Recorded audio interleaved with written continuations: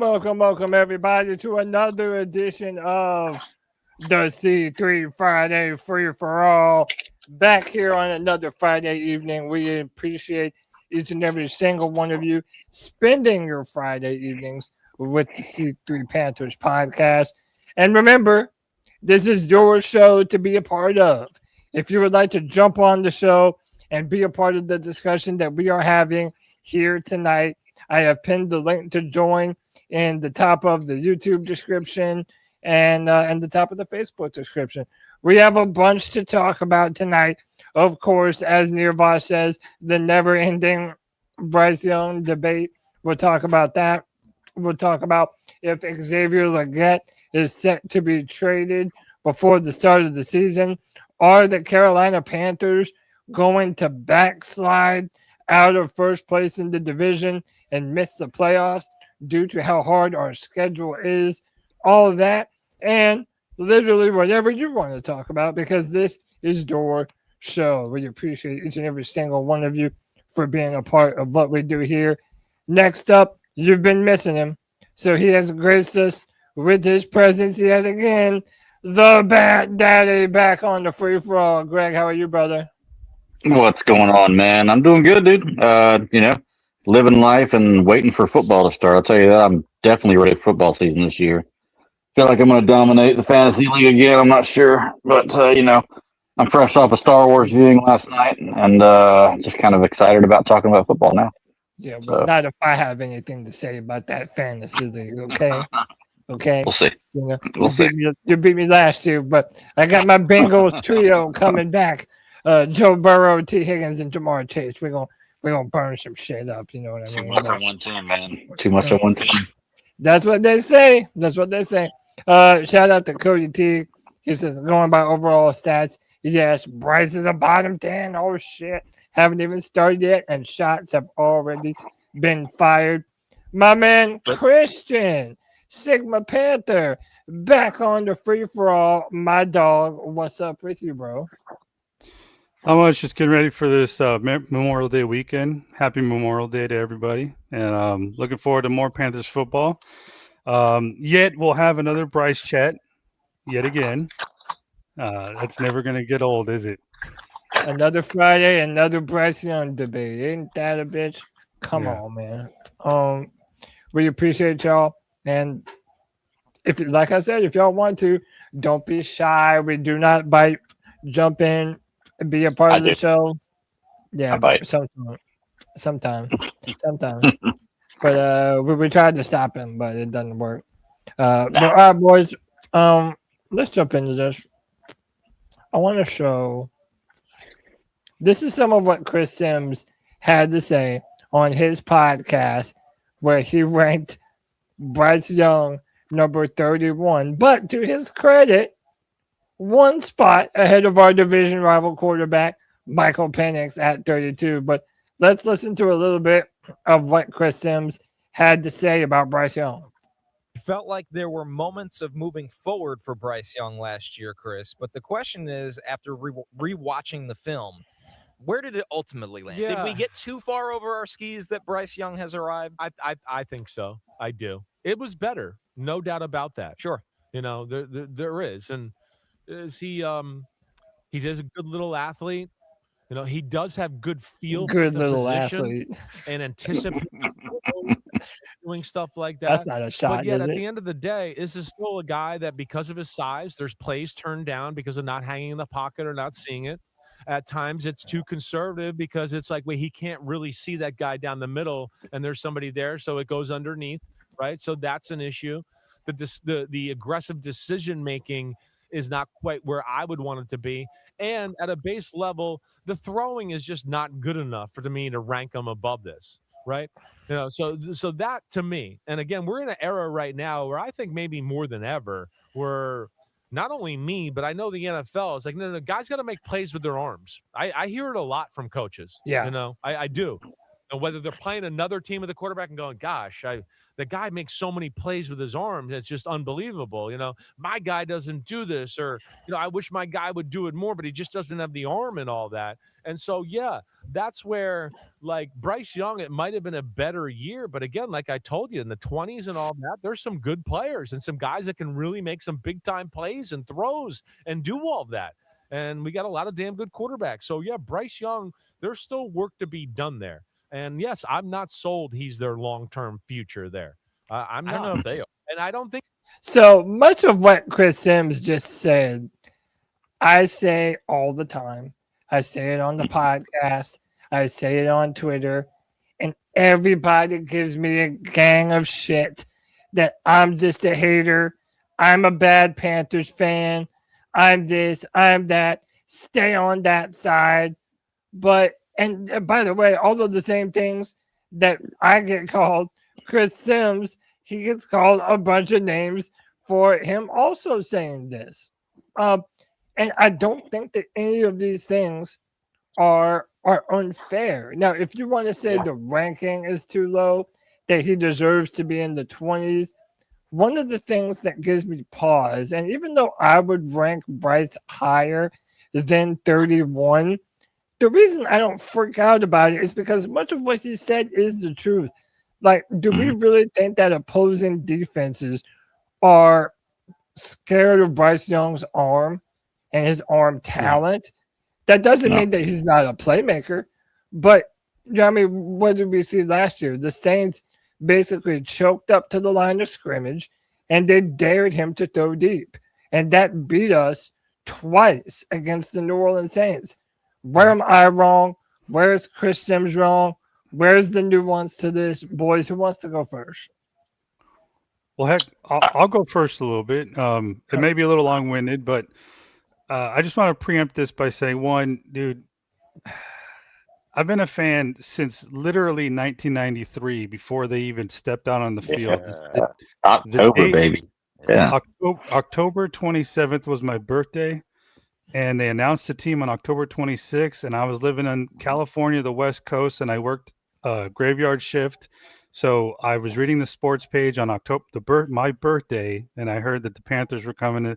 So if anyone wants to call me a bad fan for not rooting for a player that's been with the team for 3 total years now, you could think what you want. But let's just say that I was never really a fan of Bryce Young. Part of how I got onto you guys was I was literally going crazy before the draft, trying to find other fans that were seeing what I was seeing. Bat Daddy was one of the few first that I saw that was questioning whether or not he would be the guy. Later on, I think Cody kind of started to question as well. With that said, does he have the potential to be his best self? And yes, he does. Absolutely, he does. He can be that player that could frustrate the shit out of defenses if we do what he does well, if he continues to do it, if he hones in on his ability. However, there's also the downside of he's physically limited, but you have to have this chemistry of play calling, passing schemes, blocking schemes, creating windows, and you have to maximize every single one of them to offset for any shortfalls that he may has. And one last thing, I like to pride myself. I'm a nobody. I get it, but I think I do pat myself on the back that when I actually, after watching football for decades, when I have an opinion on a quarterback coming out of college, it's usually right. Bryce has actually at times almost made me look bad when no one else has. People like Zach Wilson, fucking Jimmy fucking Clausen. I could go on and on and on about players that were highly touted by experts. Yeah. But anyway, that's all I gotta say. I mean, he has potential, but I would put him above 31. I would need to see the list, but I definitely hear what he's saying as well. Sorry to take so long. No, you're good. Go ahead. Yeah, I actually agree with a lot of what you're saying, to be honest with you. And then I'm the same way. I'm going to put him above 31. I mean, the first few years in the league, I was kind of a Bryce hater. I don't hate Bryce so much now because he's shown me that he has the potential to at least play in this league. I don't think he's the 31st quarterback in the league. I think he's somewhere in the 20s. But realistically, I think Bryce Young on his best year, probably ever in his career, is going to be maybe the 10th or 11th best quarterback in the NFL. He's never going to be a top quarterback. And the problem Bryce has, he's a few of them, is he doesn't excel at anything. He's okay at a few things. He doesn't have a big arm. He's not a big scrambler. You know, like he has finesse on a lot of passes when the situation is right. When things are going really good for Bryce, Bryce plays really well most of the time. When things are going really bad for Bryce, he is a dumpster fire. He's terrible, absolutely horrible. And he suffers from, and you know, it's just what I can pull comparisons from. I'm pretty good at basketball. I feel like I'm pretty good at basketball, but I'm 5'7". So when I start to play against people who are on a just naturally bigger, my skill to be able to do certain things just diminishes. Like it goes away. Doesn't really matter how good I am when somebody's that much bigger than me. And this is a big boy league. You know, I mean, I feel like you've got to be over 6 foot, at least at bare minimum, over 6 foot barely, to really excel in this league. And I'm not saying you can't if you don't, if you're not, but it's a very rare circumstance, you know, and I don't think Bryce will ever be an MVP. He'll never be a top 5 quarterback in the league, but given the right pieces, Bryce can win games. Now, winning games and winning championships are different things. So, but I can't argue with what, you know, Sim says here about Bryce because he's not wrong. If you look statistically, the only thing he's top 10 in is interceptions, which is a bad stat to be top 10 in. Yeah. You know? So, I mean, when you really look at it like that, it's like, I'll watch some games where I'm watching the game and I look at halftime and we have 87 passing yards at halftime. And yeah, the game may be 14-17, but that's not because of Bryce. Not 87 yards passing, you know? I mean, it just happens to work out that way. So we can make it work, but I don't know if Bryce is our long-term, you know, quarterback. I don't know if he's the future. Yeah. If I had to bet right now, I'd say no. I'd be willing to bet that after next year, we exercise his 5th-year contract, he's gone. But these are not unfair judgments on Bryce. Well, it's a little unfair to call him 31st. I'll give it that. I'll give Bryce that credit. He's better than more than one quarterback in the NFL. I'll give him that. But he's definitely not the guy we traded the franchise away to be. Luckily, Dan Morgan has kind of revived this franchise. So if we can get a guy in here who can get it done like that, then man, we might be in a really good spot. So yeah, and so listen, shout out to Just 20 or Just Inc. Pardon me. It says in the last 5 to 10 minutes of a close game, he is top 5. The rest of the time, he's mid to high 20s. And listen, that is a good point. At the end of games, Bryce, when the game is on the line, has been very good to the point where I believe that he has the most fourth quarter comebacks like of any quarterback in the last like 5 years or something like that. Like he's doing really good in that metric. Sounds okay. So, sorry. Go ahead, Dad. Yeah, I think you were going to say something. Well, no, I was going to say that's great, but that's kind of a backhanded compliment. You know, that means you're always down in the fourth quarter, which means you didn't perform in the first 3. And I need to look and see because I haven't checked the stats on it. If he's top 5 in stats in the fourth quarter for whatever, you know, in the last 5 minutes of a game, or whatever, does that just mean stats or does that equal wins? Because you can throw a lot of yards and come close, but not win a game, and then put yourself in a echelon of stats that makes you look like you're top, but you still don't win the game. So I have to look those stats up. I don't really know, but I don't know if I would put him. Let's put it this way: if I've got the choice on a game-winning drive to have Bryce Young or I would say 15 other quarterbacks, I'd probably go with maybe 15 other quarterbacks in the NFL right now. To be truly honest with you, I like Bryce. Well, he's not how bad, about we do but this? Well, let's actually do that experiment, Greg, because what I did on Tuesday was we brought up the projected win totals from FanDuel. And one of the things that I've been saying is that if you look at where they have the Panthers, they have us at 7.5 wins. Now, remember, this is Vegas. They don't want to lose money. They're not trying to be wrong. They don't have a bias towards any one team or another. They're just calling it straight like they see it. And if you look at where they have us ranked, look at all the teams below us, and then look at all the teams ahead of us, I think that you can make the firm correlation that it relates to quarterback.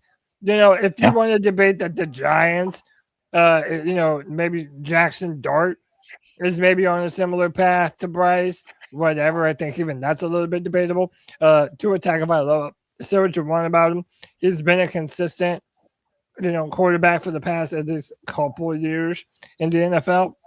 All of the teams from top to bottom that are ranked higher than us have a much more stable, proven, and dependable quarterback under center, at least to this point in their careers. Let me ask you all this. Who would you rather have? Maybe not Chicago. Maybe not Chicago. They're above us. And Caleb Williams looked damn good last year. He almost threw for 4,000 yards.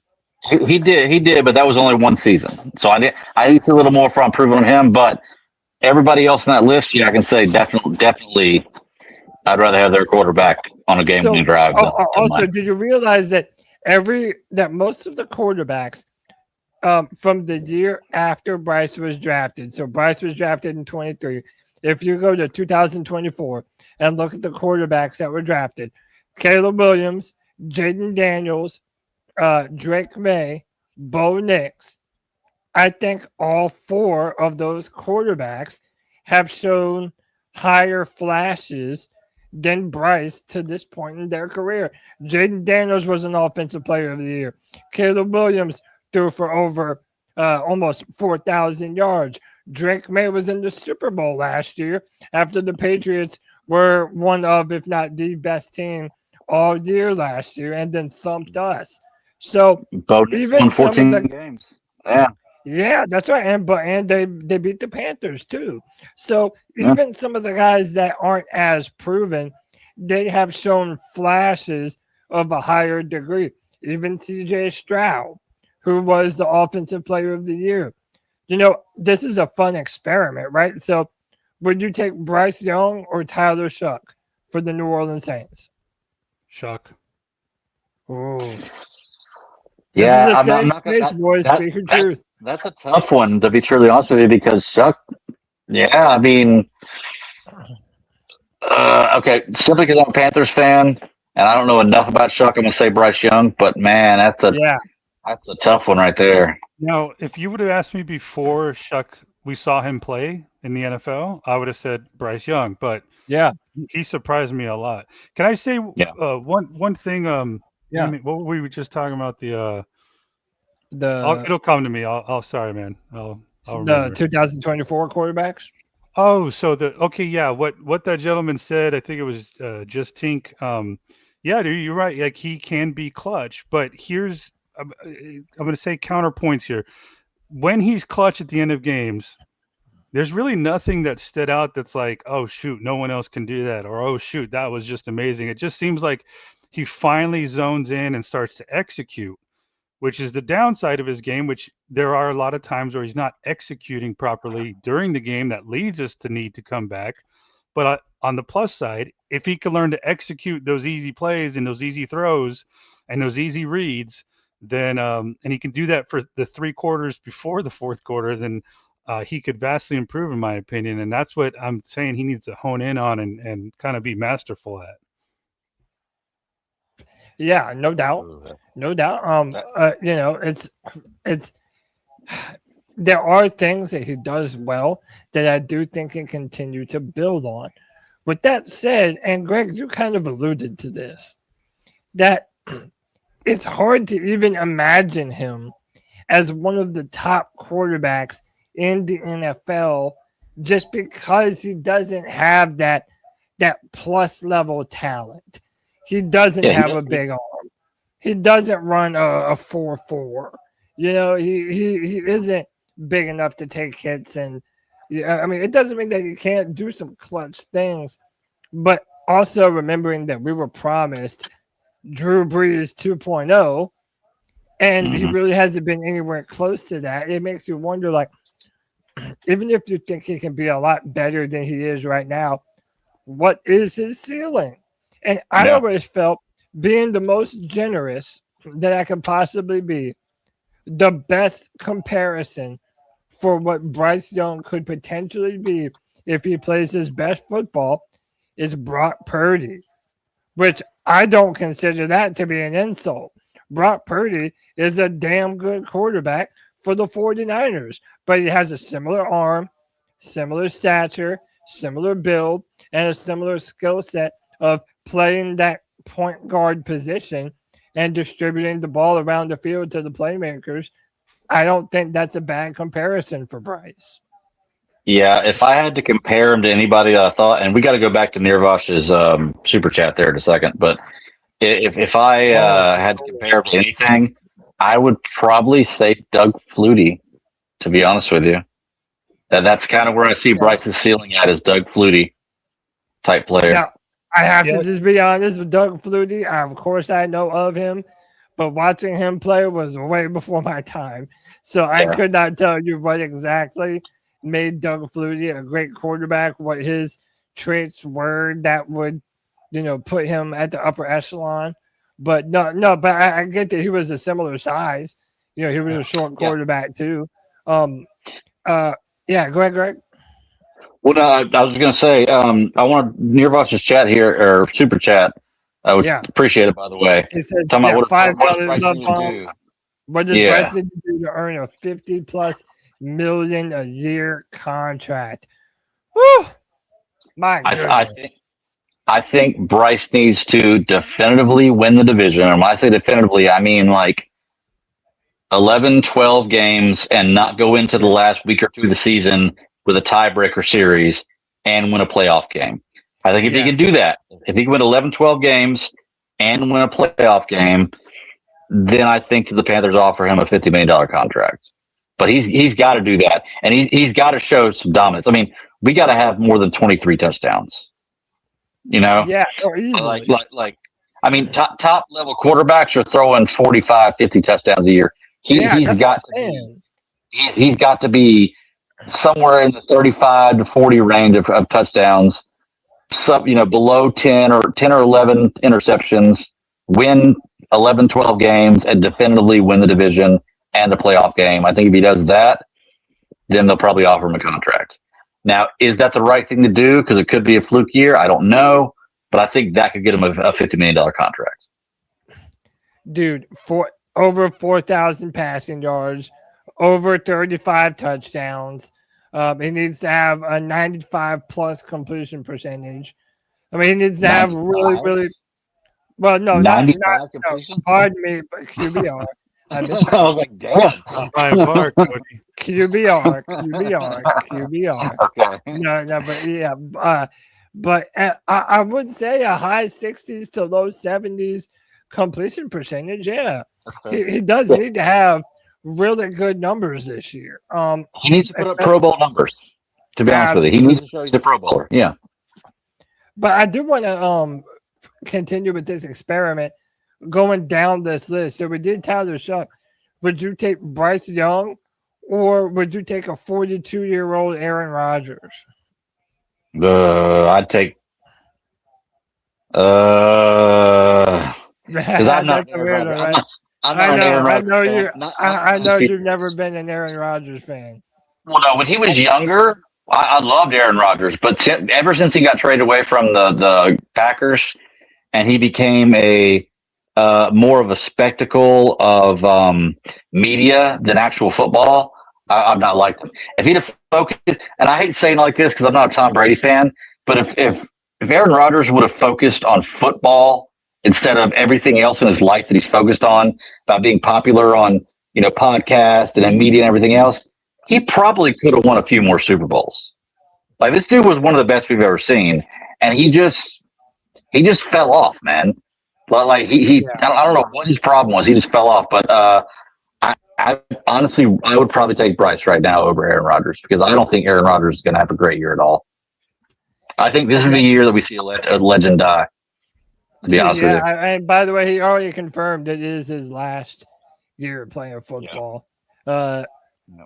Christian, Aaron Rodgers at 42 or Bryce Young going into year 4? I would take Bryce, but if I was already in the playoffs and needed a pick, I would go Aaron Rodgers. Okay. Just as the last year, like if it's your last year, you're just trying to give it over the hump and win that Super Bowl. But if I'm looking at franchise, I would take Bryce Young, of course. Yeah. Plus, he would have a higher trade value after the year. All right. How about this? The quarterback room of either Deshaun Watson or Shedeur Sanders. Right. Or Dylan Gabriel. Don't forget about Dylan Gabriel. Or Dylan Gabriel. I still think Dylan Gabriel's a great quarterback. Yeah. So would you take any of those 3 over Bryce? No. I would probably take Shedeur Sanders or Dylan Gabriel over Bryce, to be honest with you. Damn. Bro, I really would.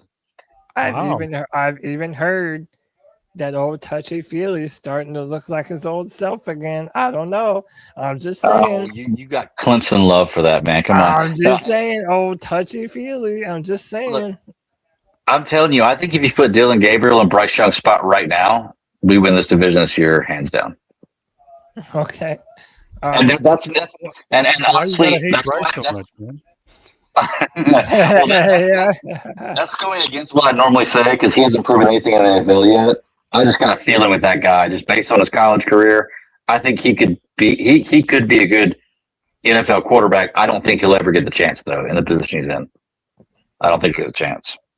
Yeah. All right. Hey man, let me welcome in my man Vegas Drew back on the free for all. Drew, what's up, brother? How's it going, guys? Doing good, man. So we're talking about Chris Sims ranking Bryce Young his 31st ranked quarterback in the NFL. Do you think that's too low? Is that just right? Is that what do you feel about that, man? I'm not even I'm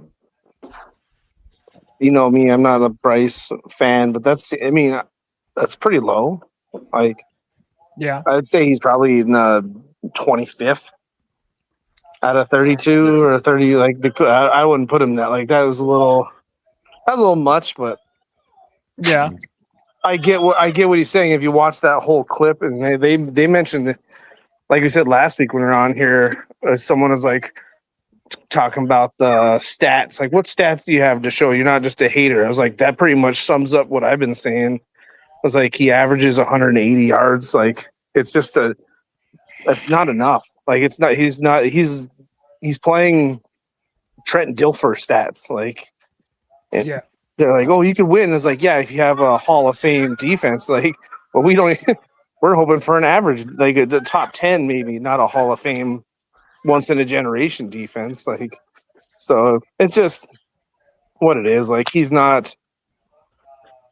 He is what he is at this point. Like, he could win you games, but you see what we have. Like, this is probably one of the best wide receiver cores we've had in a long time before, like Moose and Smitty and Ricky Prohl.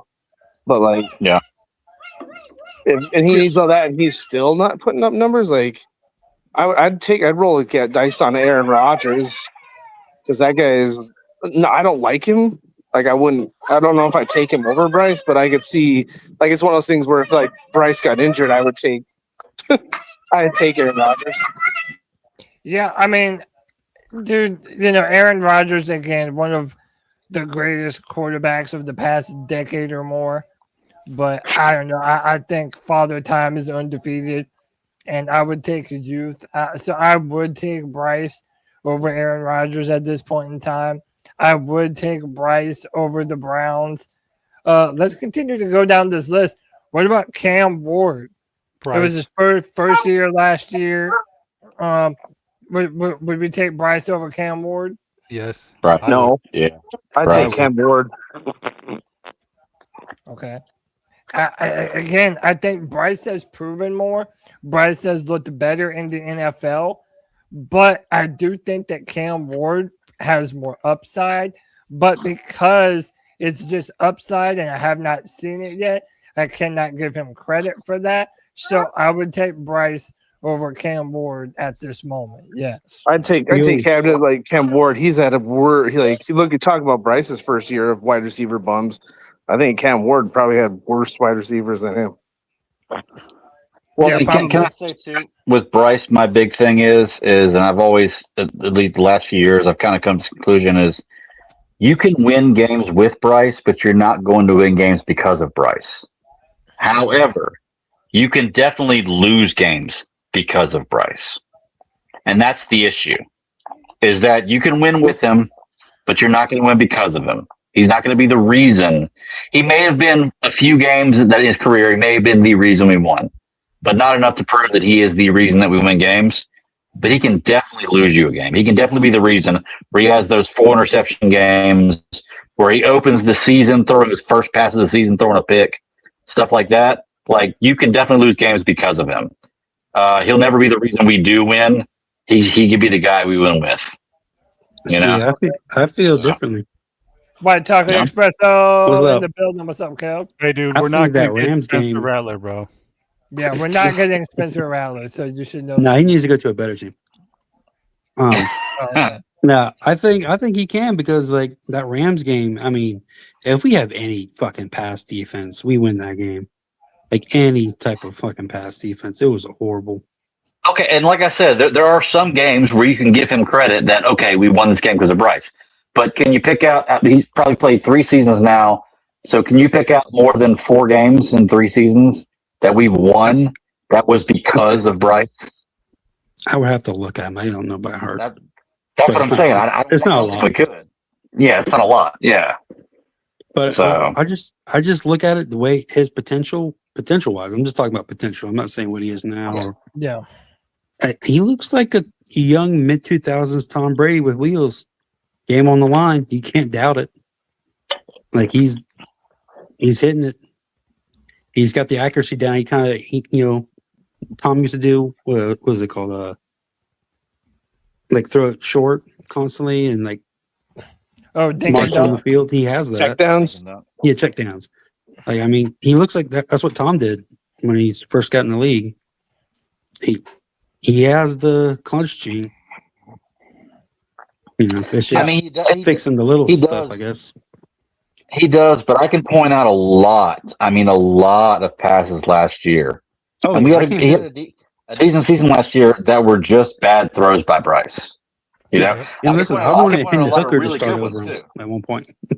Yeah, Yeah, I can point out there's even a lot of really couple good plays ones. where he made the right play, and it ended up being a solid play, but he threw such a poor pass, it ended up just being like a catch and get tackled. I know there's one to Tet where he threw it so high, but he jumped up and caught it and only got an extra 5-10 yards. I was like, if he hit him in stride, he's gone. Yeah, he's definitely got some Yeah. improvement to do. But I think I think this season he's going to be a top 10 quarterback. Top fucking 10, bro. Top 10. I think This there's is a why better you're chance bad of at me betting, becoming man. a top 10 quarterback than Bryce coming at. This is why you lose money at betting. Bro, I'm Yeah. telling you, I think he's going to have a top 10 season. Okay. He ain't going to be 31st. What Oh, gives that's what gives you confidence that would happen? Like, what do you That point game, at the that last you game see? of the season. I mean, that shows a lot in the playoff Yeah, but that game. was the exact same thing last year. He had that monster game against the Falcons last game of the season when it took him like 5 games to like even break 200 last year. Well, I So do it's the think same- that is a good point, though, right? Like, we have seen the highs from Bryce. We have seen And the 5 highs have been touchdown high. It hasn't been like performances. mid-high. It's been Yeah, high. and and if he is able to put up those kind of numbers consistently, that's when you become undeniable. That's when you put this conversation to bed completely. But I don't know. To me, saying that he's capable of it and expecting it to happen are 2 different things. Yeah. And I still can't, with 100% certainty, say that I expect that. And to I'm happen. not 100% either. I just Mhm. favor potentially. Well, I look at it like this, Kev. Like, we had 2 games at the end of the year last year. We finished with the Falcons and the Saints, right? Last 2 games. Where all we had to do was win a game and the division's done. And we didn't win any of those games. Right. Now, we still won playoffs, and we played great against the Rams. I think we just play well against the Rams scheme. We could, to be because honest we with you. played very well against them and won.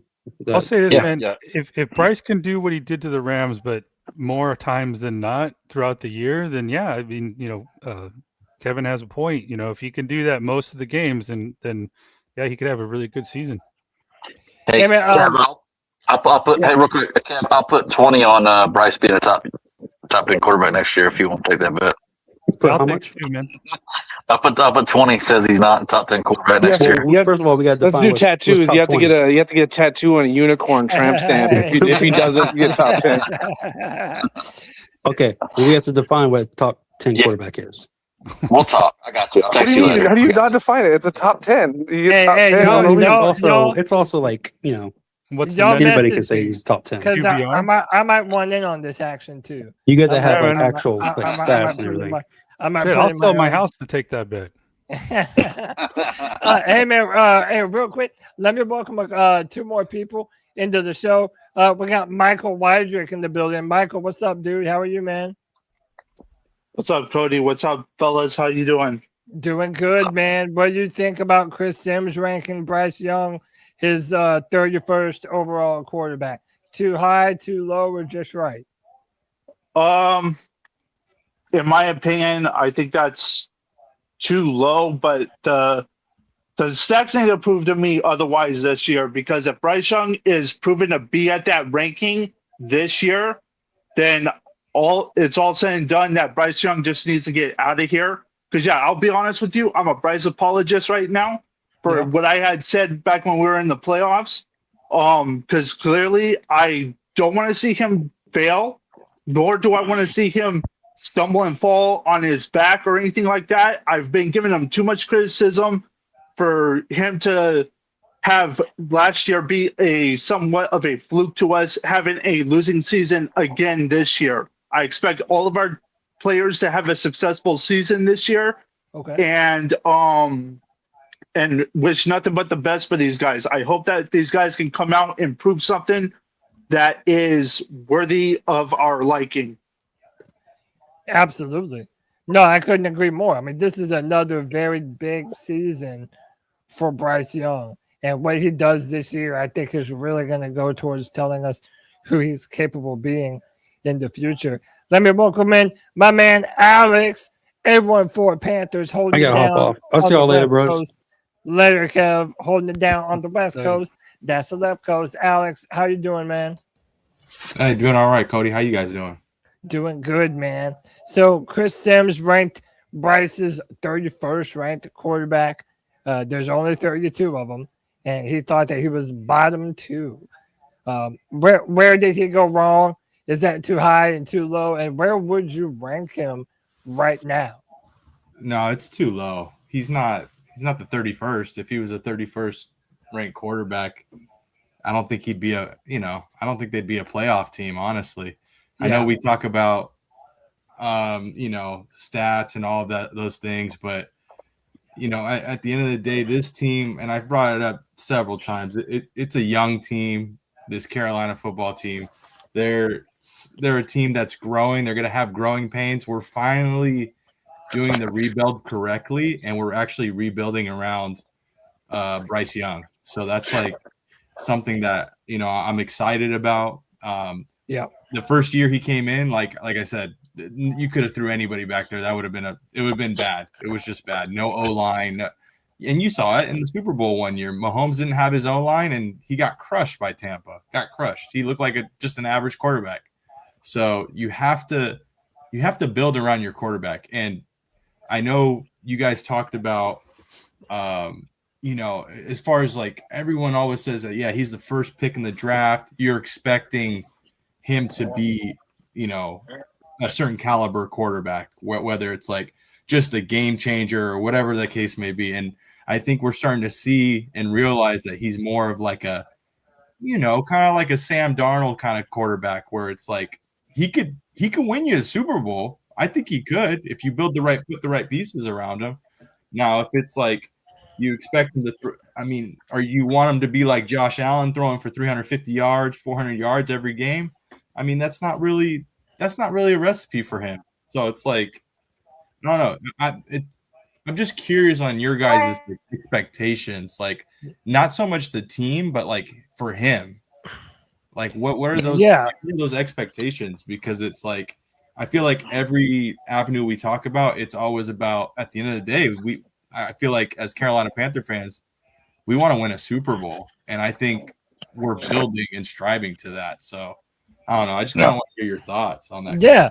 So look, I'm gonna let one of y'all give me your fair expectations and give me a minute to pull up a tweet that I made just like about a week or so ago, and I mentioned all the numbers that I think would be good enough to warrant a new contract for Bryce. One of y'all go while I pull that up. Well, I'll start. Expectations for me would be, dude, I don't care what we traded away. I don't care he was number one pick. My expectation is that he solidifies and becomes consistent with being a starting NFL quarterback, running the offense and executing those easy layups, if you will. Being accurate in short throws, because he has to be. He doesn't have the physical ability to stretch the field and open more windows for himself or his receivers. So you've got to find a way. That's my expectation. You got to find a way to be successful and excel at what you do. So I'll take the counter to that, and I get what you're saying, and I'm just going to play devil's advocate here. If had Bryce Young been our number one draft pick because we were the guys that were in the number one spot and draft him, I can give you that. I just want a guy that can do these things and win. But we traded away a franchise for this guy. We traded away years of future draft picks. We ended up having to trade away, I don't care what anybody says, Christian McCaffrey and who was our linebacker that was Brian Burns, DJ Moore. All these guys are gone because of what we had to choose or what we had to do to get Bryce Young. So imagine if we would have just waited one more year, picked up any of the four guys that came the year after him, and kept DJ Moore, Christian McCaffrey, and Brian Burns, where we'd be right now with a Bo Nix and those three guys in our offense. Like, everything's a woulda, shoulda, coulda, and I'm not downplaying what you're saying. I'm just playing devil's advocate. I feel like when you trade for that guy as much as we did, he better be that guy. So I expected a little more from Bryce than just being a guy who can stand in the pocket and kind of get it done. I expected a Peyton Manning, type player, a Drew Brees type player, like a guy you trade that kind of assets for. And if I may echo that too, like to what you were asking, Alex, like if we had drafted Bryce at like 9, 10, 11, 12, something like that, I wouldn't mind if Bryce just ended up being a good quarterback. Like I wouldn't mind that because of what we traded to get him. And even because of the things that were being put against him, which I understand aren't his fault, but the fact that you drafted a quarterback that didn't have the biggest plus arm talent, wasn't 6'5", he did have some attributes that were less than what you would want at that position. I don't think that it's unfair to demand greatness for the price that we paid. And again, I understand that Bryce had nothing to do with the Panthers giving up all of that to go and get him. But he also didn't hate being the number one overall pick too, and getting number one overall pick money. I found the tweet that I put out. You guys tell me if I'm being unfair. Now, the numbers that I put here, to me, if he puts up these numbers, it's harder to it's easier to pay Bryce Young than it is to replace him. So I said throw for at least 3,500 yards. I said between 20 to 30 or 25 to 30 passing touchdowns. I said at least 235 yards per game, which, by the way, I did the math on. That's more than 3,500. That's 3,995 yards. I said 10 or fewer interceptions, 95 or 97 plus passer rating. And if he's able to put numbers that are somewhere in that ballpark, I kind of think you have to pay him because I think it would be harder to replace him than it is to actually find someone else in a short enough time frame that can replace those kinds of numbers and also have the same kind of continuity with the offense that Bryce would have at that point through 4 years. So, Yeah. did you guys think those are good numbers? Is that, and by the way, those were kind of my minimum. Like, I want better than those, but to me, if he's able to get around those benchmarks, I think you're probably going to be paying Bryce. Yeah. Well, I mean, oh yeah, go ahead. Go ahead. No, go ahead. You're good. Okay, I was gonna say, I mean, no, these are numbers that I think are obtainable for Bryce Young. I mean, like every year he's gotten better and better. And I've said this since the beginning. That first year to me, his rookie year, I know we traded the farm for him, and I get that, and it could be frustrating, but at the same time, that's it's one of those things that I put the blame a lot of that on the front office. I don't really put. I mean, that's not. It's not Bryce's fault. Yeah, to me, that's just like, first of all, that it was a mess over there. So like that first year to me, like I just really try not to. I know it counts. It's a year of his under his belt, but to me that doesn't count as far as like building around the guy and actually doing a full rebuild. So yeah, no, I think this year, and I've said this too, I think this is the year where it's like we're gonna see a big jump, and I wouldn't be shocked if these numbers that you have up here, Cody, I wouldn't be shocked if he has more than that in each of these categories, like 3,800 yards, 34 touchdowns, 10 interceptions. Like I wouldn't be shocked just because they're starting to build around him. You have a good O-line. They finally got like T-Mac, rookie of the year last year. Like you're starting to see like pieces. So it's like, I'm excited. I think this year, and one other note, I'm a guy that's I would love to just be patient, and I know it sucks for Panther fans. Like after watching Sam Darnold and Baker Mayfield leave the door, and then now they're playing good football, it's like, I don't know. I just kind of want to be a little bit more patient with this guy because I see the potential. I really do. I would love those numbers. Those numbers would be excellent. If 3,800, yeah, that'd be great. Go ahead, Greg.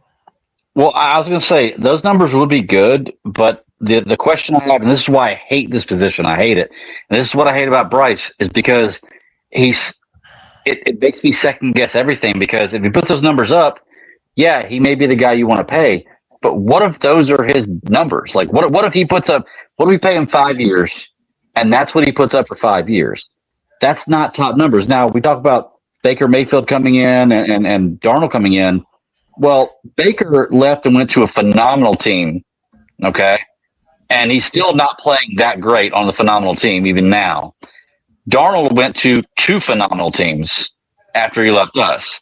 I mean, you got to look at that Minnesota offense, man. That Minnesota offense is loaded, with a great offensive coordinator. It's all a magical spell about who's going to be good and whatnot. But I look at those numbers of Bryce and like, it's what sucks because like, yeah, if he hits those numbers, it's hard not to pay him, but at the same time, it's hard not to feel like that might be his peak. Like, can he do better than that? Like, if he hits those numbers this year and we pay him, is he going to produce more the following year, or is that going to be what we're paying for when we build around that quarterback? And the nightmare scenario is, what if he has a great year and we pay him, and then the next year he comes crashing back down to earth? Oh yeah, and then by the way, and then I'll go to Christian. Like the example that we've been sort of using lately is the Dolphins and Tua Tagovailoa. He had 2 really good years in 2022 and 23, I think it was. He got paid, and now he's playing for the Falcons, and the Dolphins are paying almost $50 million in his contract this year that they're still paying for a guy that isn't on their team anymore.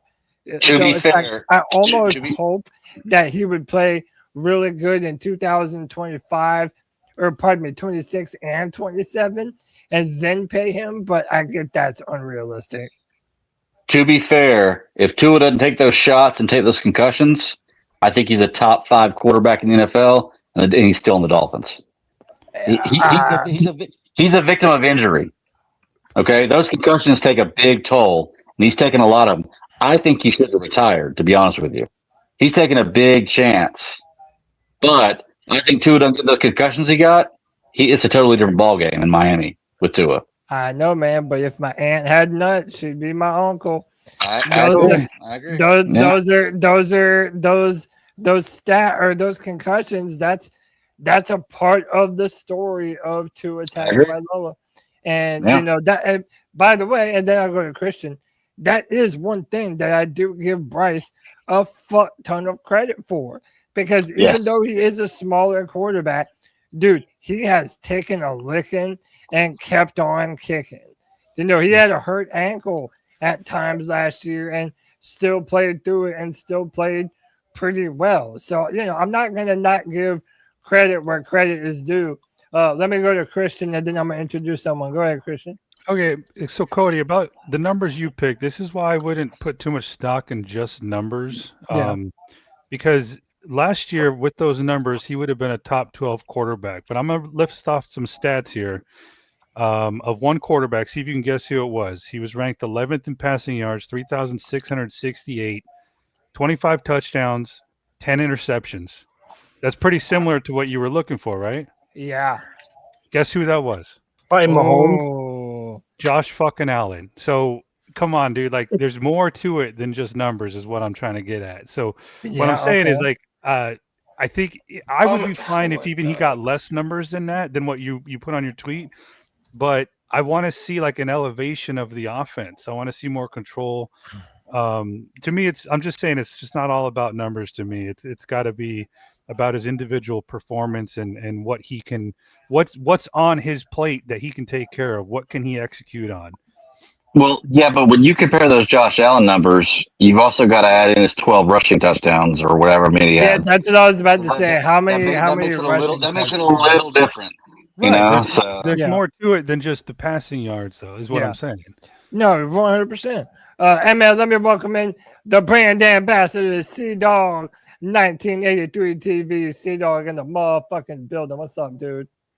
What's going on with y'all? Real quick, I called in, man, and because y'all on a subject. I mean, I know real quick, man. Before I even get started, man, I hope everybody have a great day. I hope everybody have a great 3-day weekend. Appreciate you, brother. But with this Bryce Young thing, man, I've been the last couple of days. I've been going back and forth with fans on Instagram on Panther goddamn post about Bryce Young. They posted Bryce Young warming out today. You know what I'm saying? I'm going back and forth with people in the goddamn comments. They talking about people that want to pay him, and like he has not done anything. I know y'all tired of me saying this, but he has not done nothing to even get fucking paid, man. Like Cody was saying, we don't need to be like fucking Miami or goddamn fucking Arizona with Kyler Murray.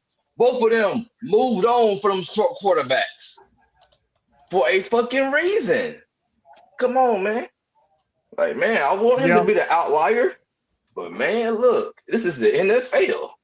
NFL, the NFL size quarterback. He just ain't cutting it, man. I forget one. He had a guy. Oh, real quick. I keep telling me I don't like numbers. Numbers do fucking matter. This motherfucker had a game last year. He only had fucking 60 yards for the whole fucking game. What the fuck y'all talking about? A whole fucking game. Goddamn 60 goddamn yards. That ain't shit. That's fucking pathetic, man. What the fuck y'all talking about? What the fuck? Numbers do goddamn matter. The fuck? Real quick, man. Hold on, real quick. I'm sorry. I'm getting excited. I'm getting loud. I'm not even an NFL quarterback. Not at all. And I could go out here and throw for more than fucking 60 fucking yards. I love it. That's what. We got to get him with G Baby. That'll be entertaining. That's what we feel. That's what we feel. Real quick. First quarter, second quarter, third quarter, fourth quarter. This nigga ended the game fourth quarter with 60 fucking yards. What the fuck are we talking about?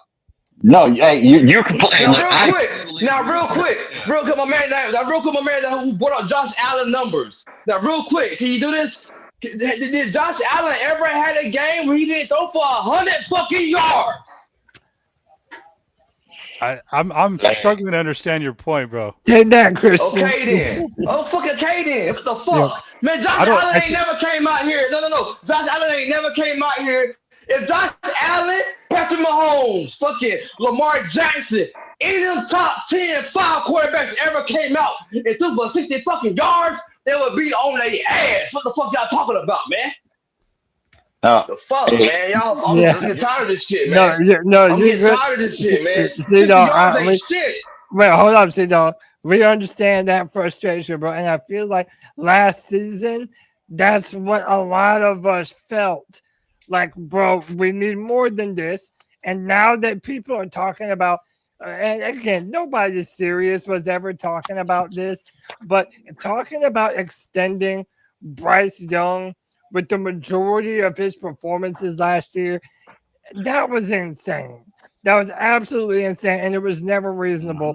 Hold on, I want to let Bat Daddy respond, and then Bat Daddy, before you go, because I know you got to go soon, I did want to ask you one question after you have your final response. Go ahead, man. Okay, first of all, C-Dog, I love that passion because honestly, man, that is how I feel so much of the time. That's why I just cannot trust in Bryce Young.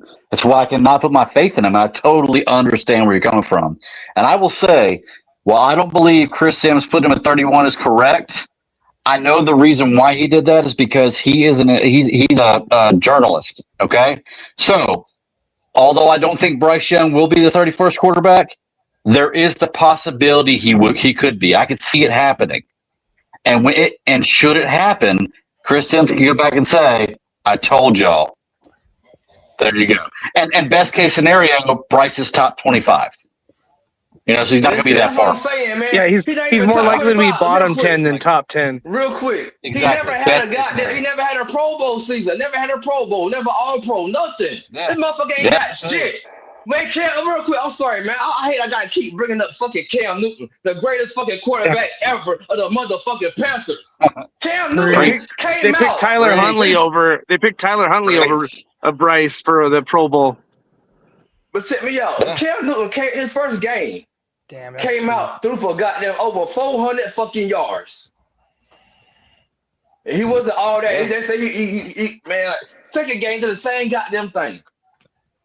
Like, come on, man. We didn't have to real quick. When at the Cam's second and third year, we wasn't worried about paying them. We had to fucking pay him. Back up the fucking brakes truck. Yeah. This motherfucker ain't done anything. Man, Cam Newton, before Cam Newton got paid, hold on real quick. He didn't have an MVP, but he got an MVP right after he got paid. He got a fucking MVP season. I what the fuck you got that one for your goddamn quarterback. But we knew what the fuck we had, man. This nigga ain't did shit. Cam Newton had fucking rookie records. Man, oh my gosh. Yeah, but why y'all making me do this shit? Why y'all making me do this, man? He had so much shit. Cam had some pieces, bro. About, man? Cam had some pieces in his rookie year. Man, Cam Newton had shit at the Hall of Fame. All right, wait, hold on. The fuck, man? No, because I know Greg got to leave soon. I wanted to ask Greg this before Greg leaves. There has been rumors that the Panthers could look to trade Xavier Legette before the start of this season if Chris Brazzell starts to look good, starts to look like he can be a meaningful contributor. I mean, you have a deep core, wide receiver core now.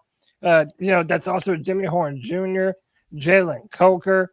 Do you think there's a possibility that the Panthers could look to trade Xavier Legette, or is there still a spark that he can tap into before he's done with the Panthers? I heard Jackie Moon at Semi-Pro has a washing machine now we could trade him for. Right. Hey, look, trade Legette away before everybody in the league knows he's fake, and whoever picks him up, make sure they give him a class on how to speak English. You know, seriously. I'm sorry. Like seriously, like you could trade him like you traded that linebacker we got from Mike Jackson. Yeah, like I'm totally fine with getting rid of Legette. Legette has proven to be a bust so far. He was given his chance, and people would say, okay, Bryce hadn't been a great quarterback, but I tell you what, Tet looked really good last year with Bryce. So and Jalen Coker. He had 1,000 yards.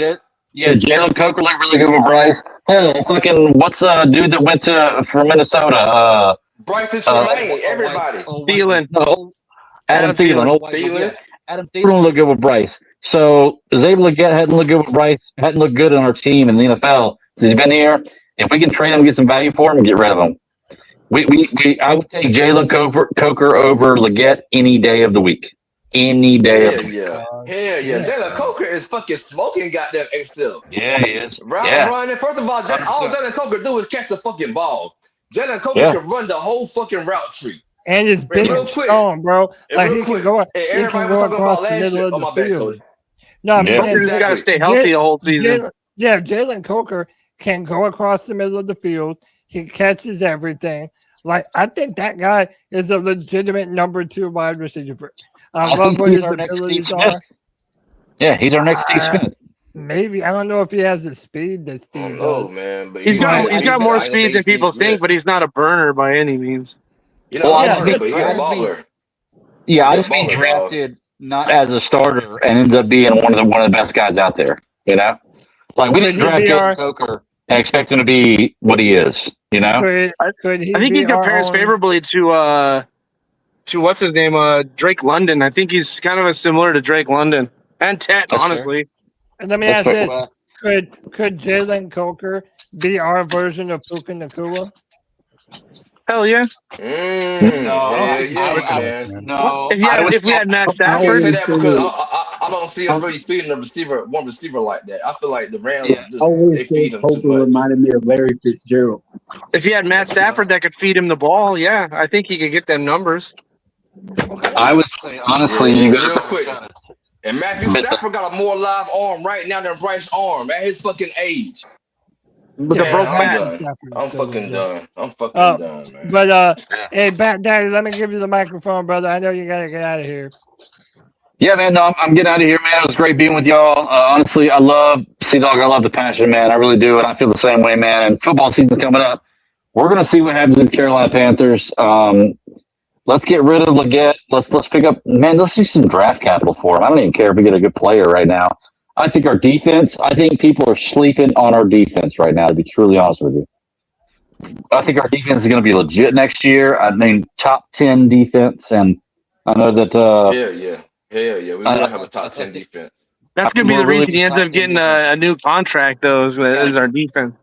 Sadly enough, I agree with you. I think our top 10 defense is going to put Bryce in Carolina for the next 4 or 5 years. No, it won't. No, it will not. Unless he looks like straight ass water.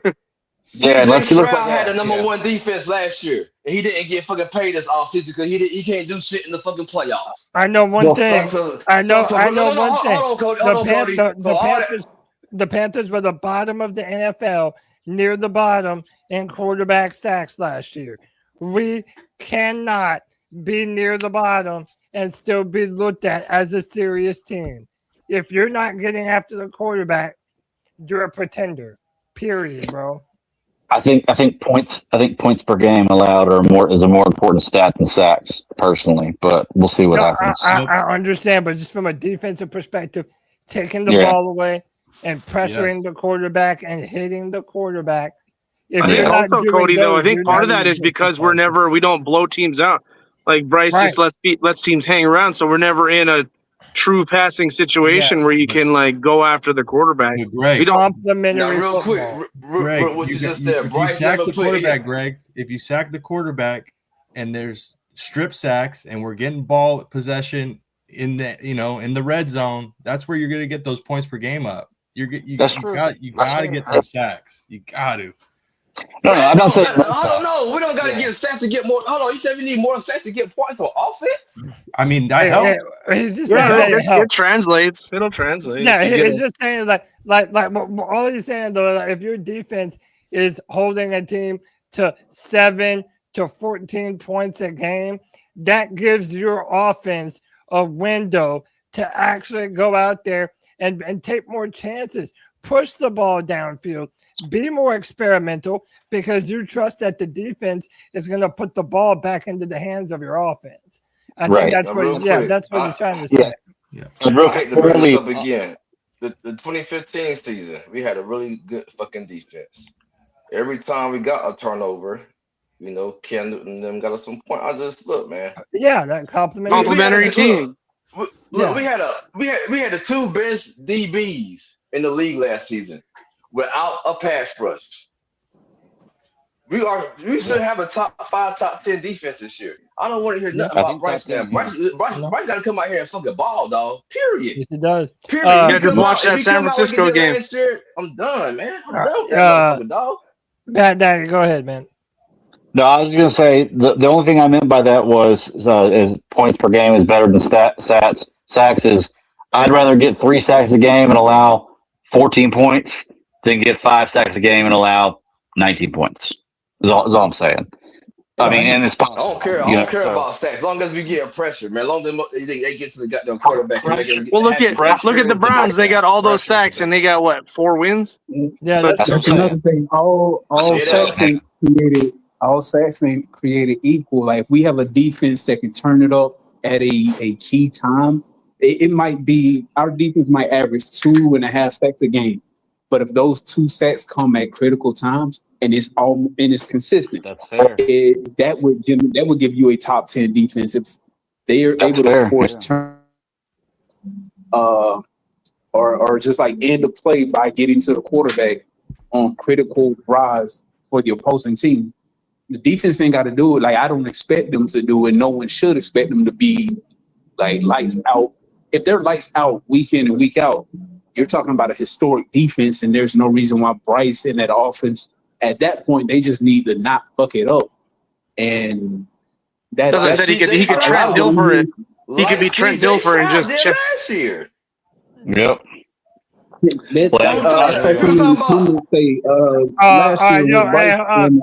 Bad Daddy's jumping out here. Greg, I appreciate you as always, brother. Keep pounding, man. Yeah, man. Keep pounding, everybody. Keep pounding, Keep brother. pounding, Greg. Have a great day, man. Later, bro. Man. Absolutely. Let me welcome in, give him the intro that he's due. My man JD back on the free for all. JD, we appreciate you, brother. How you been, man?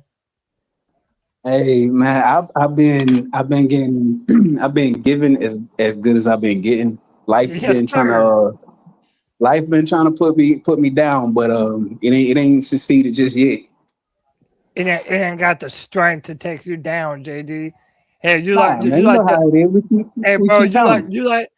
the main character in the shonen anime, bro. We already know, bro. You got too much power for him, bro. Talk to me, man. Let me know. We've been talking about Bryce. I know you're very passionate about this. Chris Sims ranked him the 31st quarterback in the NFL. Why is this right? Why is this wrong? Y'all let JD have the floor. Go ahead, JD. Man, like first and foremost, you know what? I ain't gonna start with no violence because I was about to say something like that that's totally out of character. Ain't no dang way on God's green earth. Nah, go ahead, JD. Do what you do, JD. Ain't no way out of 32 qualified athletes, quarterbacks, whatever word you want to put. Bryce ain't the 31st. We all know that.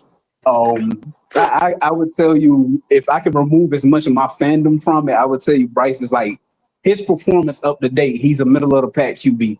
And the scariest thing for teams facing the Panthers this year is if Bryce gives you a middle of the pack performance, that's genuinely all I feel that man needs to do. Be consistent, take care of the football. He ain't got to do nothing special. And I truly feel like Bryce's superpower, to quote Cam Newton, every quarterback got a superpower.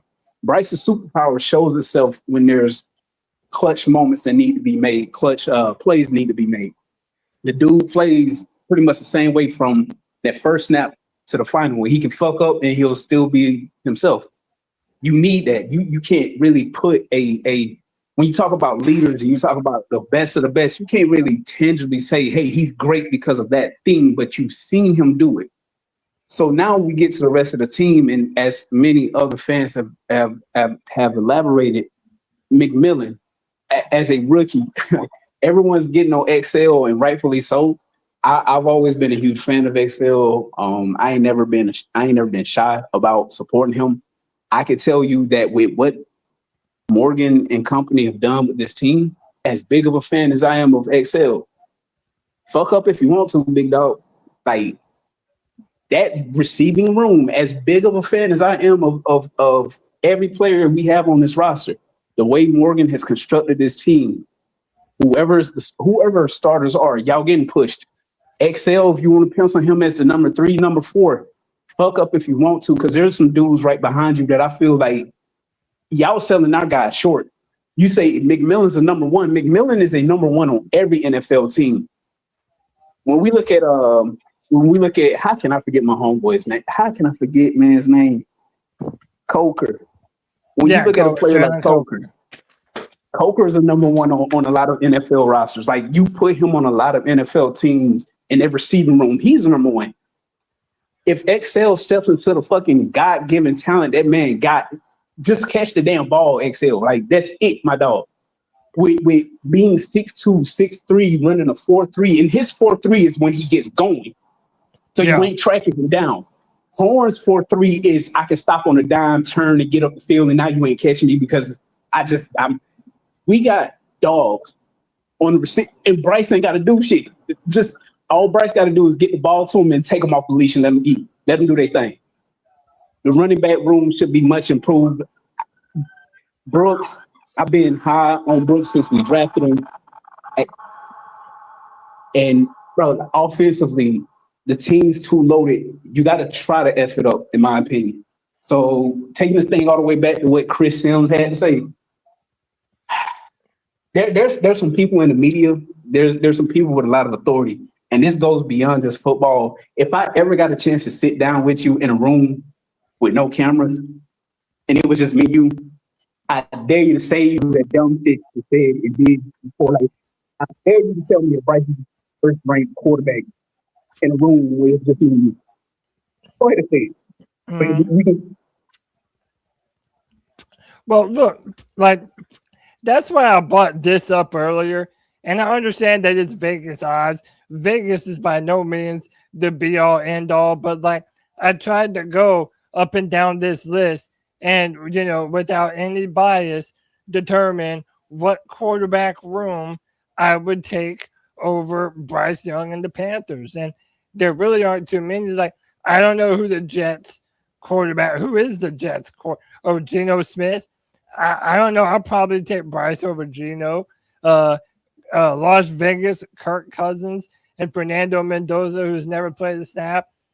I mean, Kirk played some good ball last year. That's a toss-up. Definitely better than Arizona. Definitely better than Miami. I cannot put him over the Tennessee Titans. Miami got Malik Willis. Yeah, but he doesn't have nobody to throw it to, though, see, dog. I don't give a fuck. He better than Bryce Young. Okay. I respect the opinion. But we have spent a while on this, and I'm sure that we're going to come back to it, too. We did talk a little bit about Xavier Legette, and I did want to talk if y'all do think that it's reasonable that we could trade him. I'm going to bounce the mic around a little bit, make sure everyone gets in on this. Michael, are you still with me, bro? Yeah. Do you think the Panthers could trade Xavier Legette, and should they trade Xavier Legette? At this point, I'm going to say yes, because after all the scrutiny that he's given us from the time that we drafted him to the time that he's been on this team, it's just getting so ear-aching, blood-hardening, gut-wrenching, painful thing to see him still dropping these balls. I feel like we should trade him, because I know Brez now. Knowing me, I'm not a Volunteer fan, because I know Pickle is, because he's seen a lot of him back in when he was in with the Volunteers. But if Brazo comes out and makes it to where we have to force our hand to trade for XL, which awfully, I hate to say it, I really want that to happen. Because like at this point, I don't want to see him fail another opportunity here. Like, let him go somewhere else and try to compete for a spot or whatever, or get cut or do something.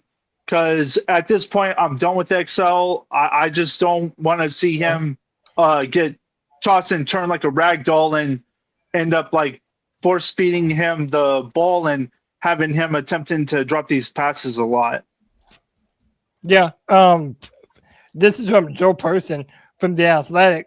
Says, now it's fair to question whether Xavier Legette can hold on to the wide receiver 3 spot after Dan Morgan selected Tennessee wideout Chris Brazzell in the 3rd round and took a flyer on John Mechie III, who I don't think we should forget about.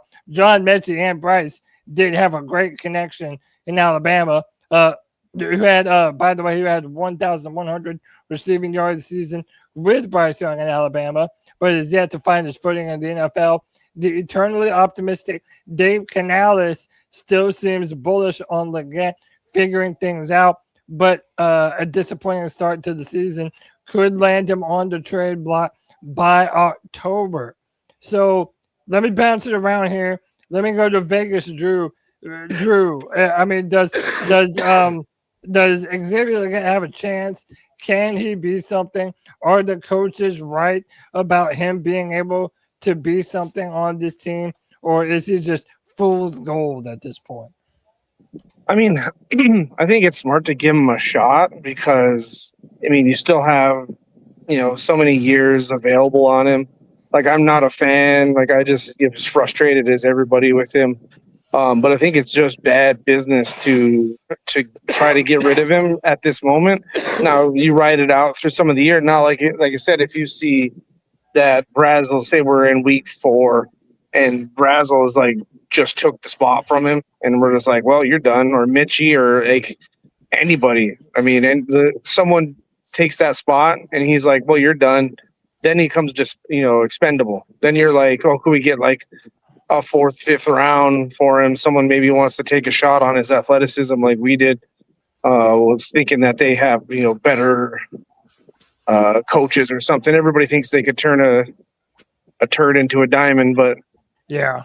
So I think, it's worth keeping him and just seeing. Like, the guy has zero confidence. Like, he's like the most frustrating. Like, I've said it every time we have almost so many of these meetings, so many of our group therapy sessions, is that I feel like he makes the hard catches and just fucks up the easy ones. It doesn't make any sense. Like, he's like Bryce as a wide receiver. Like, if he could just make things less complicated for himself, he'd probably be better.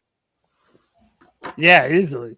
Let me go to Christian. And Christian, it does feel like that, the Panthers, they don't want to give up on him. And because, let's be real, it's egg on their face. They traded up into the 1st round to get him. And it's not like they can say, like they could in the future with Bryce, oh, that was a different GM. That was a different regime.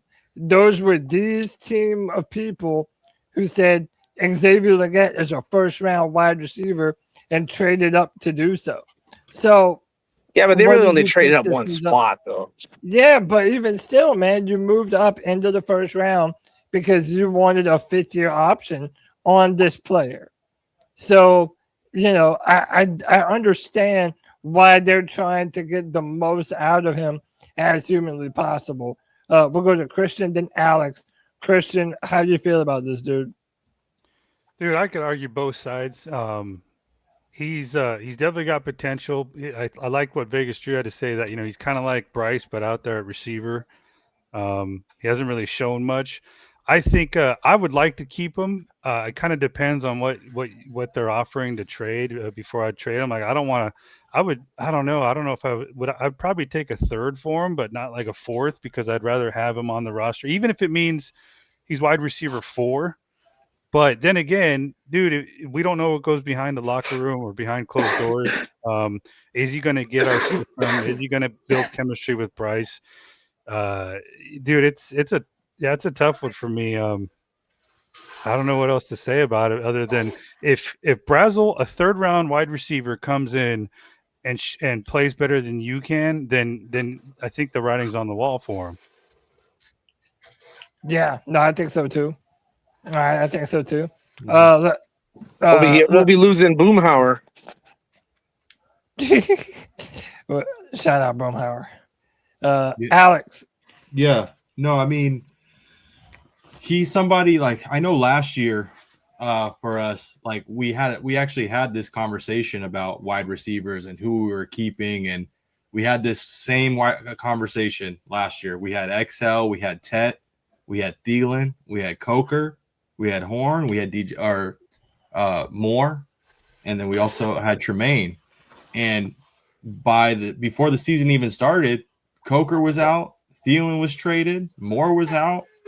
So it's one of those things that like sometimes, and that's where I'm like, I would want to keep him just because of he's like, even if he is a fourth, like you said, fourth wide receiver, it's a depth piece. It's a depth piece, So it's like something that, it's someone that I would want to keep, especially because he still has a rookie contract. But yeah, obviously, if some of these guys like Brazel or Mechie, like if they're showing out during, training camp and the off season, it's something that they're going to look at for sure. Especially if they could get something for him, because if this year he doesn't do anything, you probably can't get anything for him. You might not. It might be like a 6th round pick, honestly. So yeah, but I want to keep him. I almost wonder if Panthers or if other teams are going to be weary of the Panthers trying to offload a receiver just because of what Jonathan Mingo was and did. You know what I mean? He was such a bust, and the Cowboys traded for him. I do wonder if maybe people are more timid to trade with us. And Cody, that goes back to like all these receivers that we were talking about, DJ Chark, that dude Mingo, Thielen. These are guys that Bryce had, and it's like, sometimes I know I'm a Bryce guy, but there are times you got to look at the guys that he had around him. They weren't the great. Some of these guys are on the couch just like you and me. Yeah, like, they're not playing anymore. So yeah, no, I hear it. That is a legitimate critique. Go ahead, Christian. I did want to add to this too, with that I think XL it is hated a lot by fans unjustly a lot of times, because that was just his sophomore year. I mean, they're willing to give Bryce all the time in the world, but want to just drag XL down because he's had a couple bad years. And you have to remember, his success is dependent on the quarterback, the offensive line, sometimes the running game. So yeah, I mean it's a tough one for me, man. But maybe this year will say a lot, because again, if he cannot beat a rookie 3rd round wide receiver, then I can't really defend him anymore. Yeah, no, I hear that. I don't even know if he hate him. He's just indifferent about it. Like he's like a non-factor. No, it's tough because even an undrafted guy and Jalen Coker's playing a little bit. I mean, he's playing a lot better. So it's tough, man. He's having it, but like you said, Christian, I kind of want to give him. I still want to give him opportunity out there. I think there are times that, like, yeah, he's had some bad drops. I mean, he has. I'm not gonna lie to you or sugarcoat it, but he's also had some big time catches too. So I mean, I still want to be patient. Man, he ain't never had a big time catch in my eyes. That catch with all hands, that fade in the end zone. The one against Atlanta was a good one. But one against Miami too. Legette was the one who got that drive started in that Eagles game where he was the one who ended up dropping the pad. That first throw was Bryce scrambling and finding Legette. Well, if Xavier Legette would have caught some of those balls 2 seasons ago, people would be looking at him so much differently, man. Mm-hmm. Like that would have been a legit, really good season. But you just can't have those lapses in judgment and just not catch the ball when it comes your way, especially in some big time games like that, man. You just can't have it. For me, it's the beautiful thing about the way Morgan's constructed his team. Like I said, I'm possibly the biggest XL fan, especially on this panel. So seeing what he went through at South Carolina, and I'm a huge believer in patterns repeating themselves. XL, it took him 4 years. It took him 3-4 years to get going at South Carolina, and when he got going, that's the 1 year of production people were talking about. I feel like Canales and company were hoping he hit the ground running. But seeing that he struggled thus far in his NFL career, I'm hoping that it's just the same thing, like that pattern is repeating itself. So my hope is that this year he shows what he's actually capable of in the capacity that they're asking him to perform. The beautiful thing about it is, as a Panthers fan, and this is where like my fandom of any player coming out of college, it gets superseded of being a Panthers fan, right?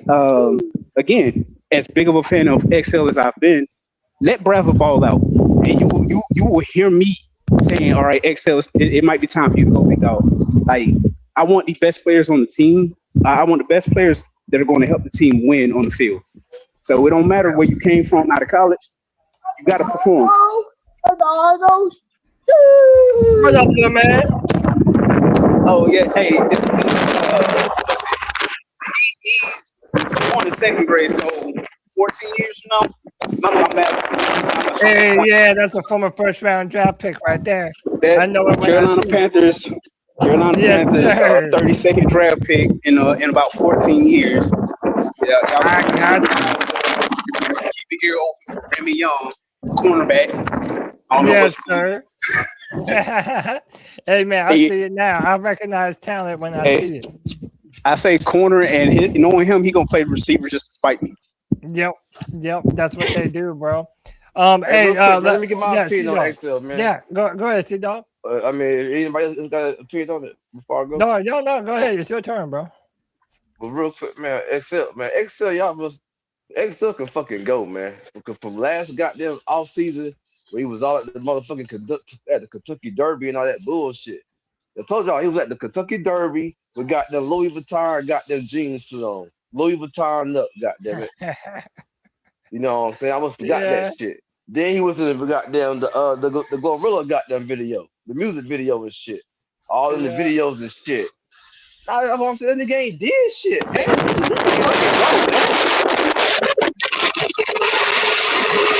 Whoa. Yeah, one of y'all got some crazy. Yeah, JD, you got some crazy. When, yeah. You're all right. Go ahead, C-Dog. But yeah, he can go though, man. Just from C-Dog's perspective, from the last off season, he got to take his goddamn job serious. With all that bullshit he doing in the off season, he came out and still got them fucking sorry, dropping balls and shit. He can just fucking go, man. Oh, but Brazzle probably gonna be better. We got Coker, we got T-Mac, we got motherfucking Jimmy Horn. Shit, man, David Moore, whoever, man, he can fucking go. Bryce Tremaine. Look how many got them receivers all done got them name who better than him. All got them undrafted. And they all catch the fucking ball. Shit. No, man, dude, he's on the bubble. Straight up. Like, there's no other way to put it. He is on the bubble. Like, it is what it is. I want to play one more thing. And I want to get y'all's opinion on it. Hold on. Could the Panthers win more games this year and still miss the playoffs? This is from The Ringer, I think. I went to the NFC. I went with the Carolina Panthers. I just wasn't fully sold because there was too many inconsistencies last year with that football team. The reason I don't think that will be enough, though, is not because of what they're doing. It's because of the schedule they are about to play. When you win your division, you get that first place schedule. Yep. Outside of their divisional opponents, they play Chicago, Detroit, at Philly, at Green Bay, Denver, Baltimore, Cincinnati, at Pittsburgh, and then they play the Seahawks again week 17. That is a very difficult schedule. Yep. Those 9 games, it's going to be tough to win half of those. It's tough to get maybe 5. I don't know if they can. I hope I'm wrong, but I think because of that schedule, they may not. Defense is good. The Bucs are going to be better this year, especially with Ruben Bain on defense. Thank you. Don't sleep on the New Orleans Saints. So, what do y'all think about that, man? They're saying that with the third hardest schedule in the NFL, we could end up backsliding, man, missing the playoffs. Can I have this one first? Yeah, go ahead, bro. I wish my memory served well enough for me to repeat each team that he just listed off that the Carolina Panthers have to play, because it was something that I want to say CK said it in last week's show. I could be mistaken. I also heard Rashad say the same thing on PNP, and I want to reiterate it. I want every Carolina Panther fan to start saying the same thing when they look at that schedule. Because each one of those teams, when you list off all the teams the Carolina Panthers have to play, I look at the schedule and I'm excited because every game should be a game you want. Not just Panther fans. NFL football fans should want to tune in and see if the Panthers are real, if they're for real. I say bring every motherfucking team, every motherfucking player, every quarterback, the best defenders, the best defenses. I don't give a fuck. If my team is who I believe my team is going to be this year, list off every fucking team that you think is going to be better than us.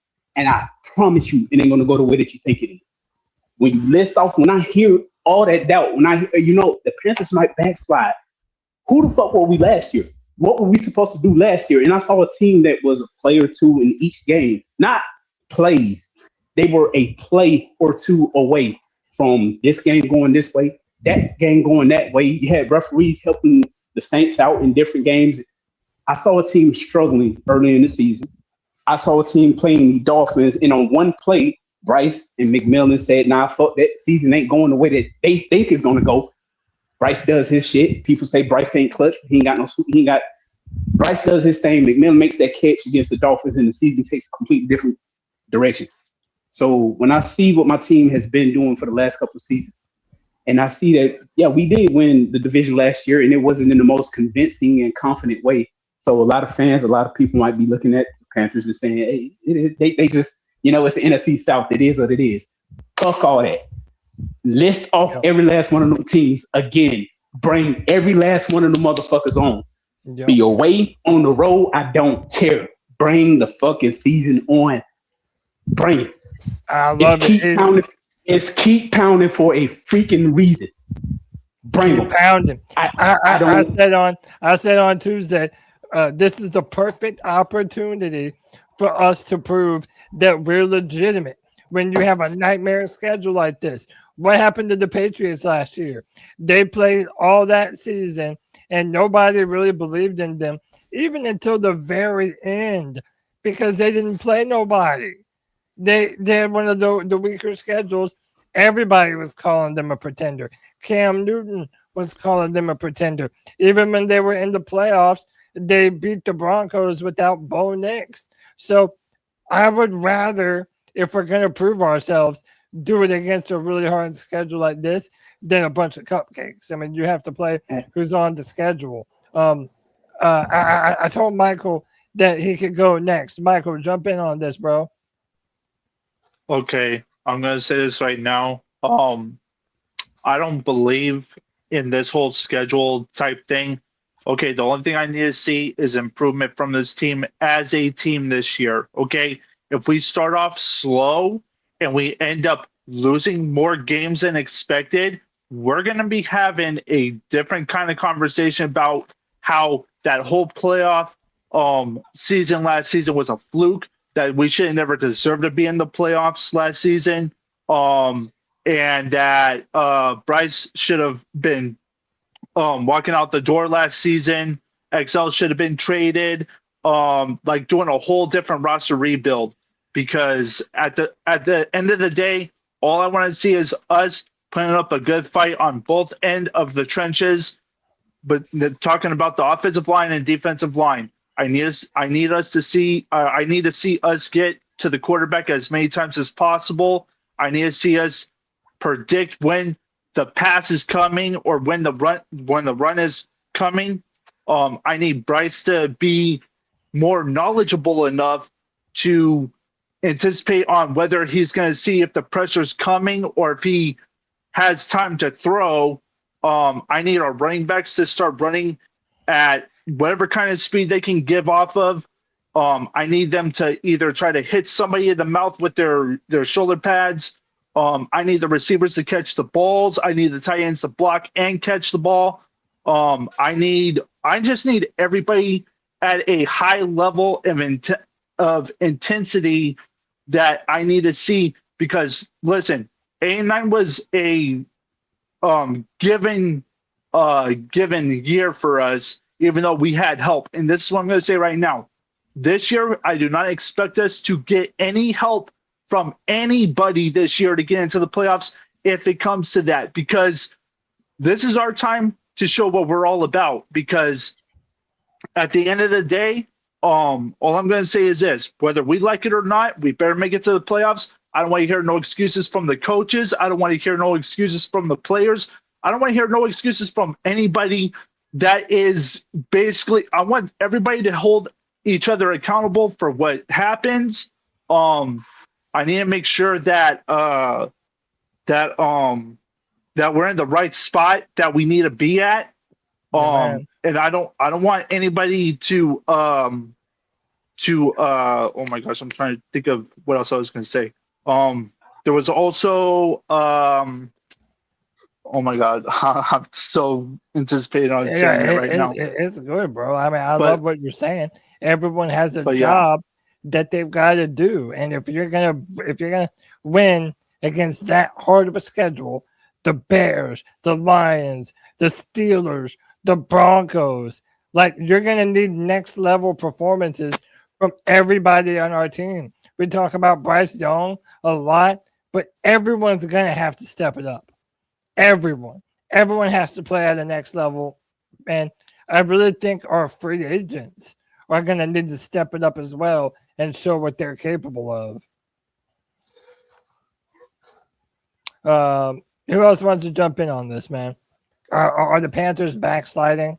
Hey, I'll add one last thing. We always talk about the 2015 season.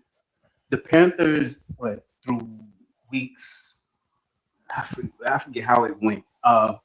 I just recall national media not taking the Panthers serious until about week 12, 13. We're talking about a team that's 1-0, week 2, 2-0, week 3, 4, 5.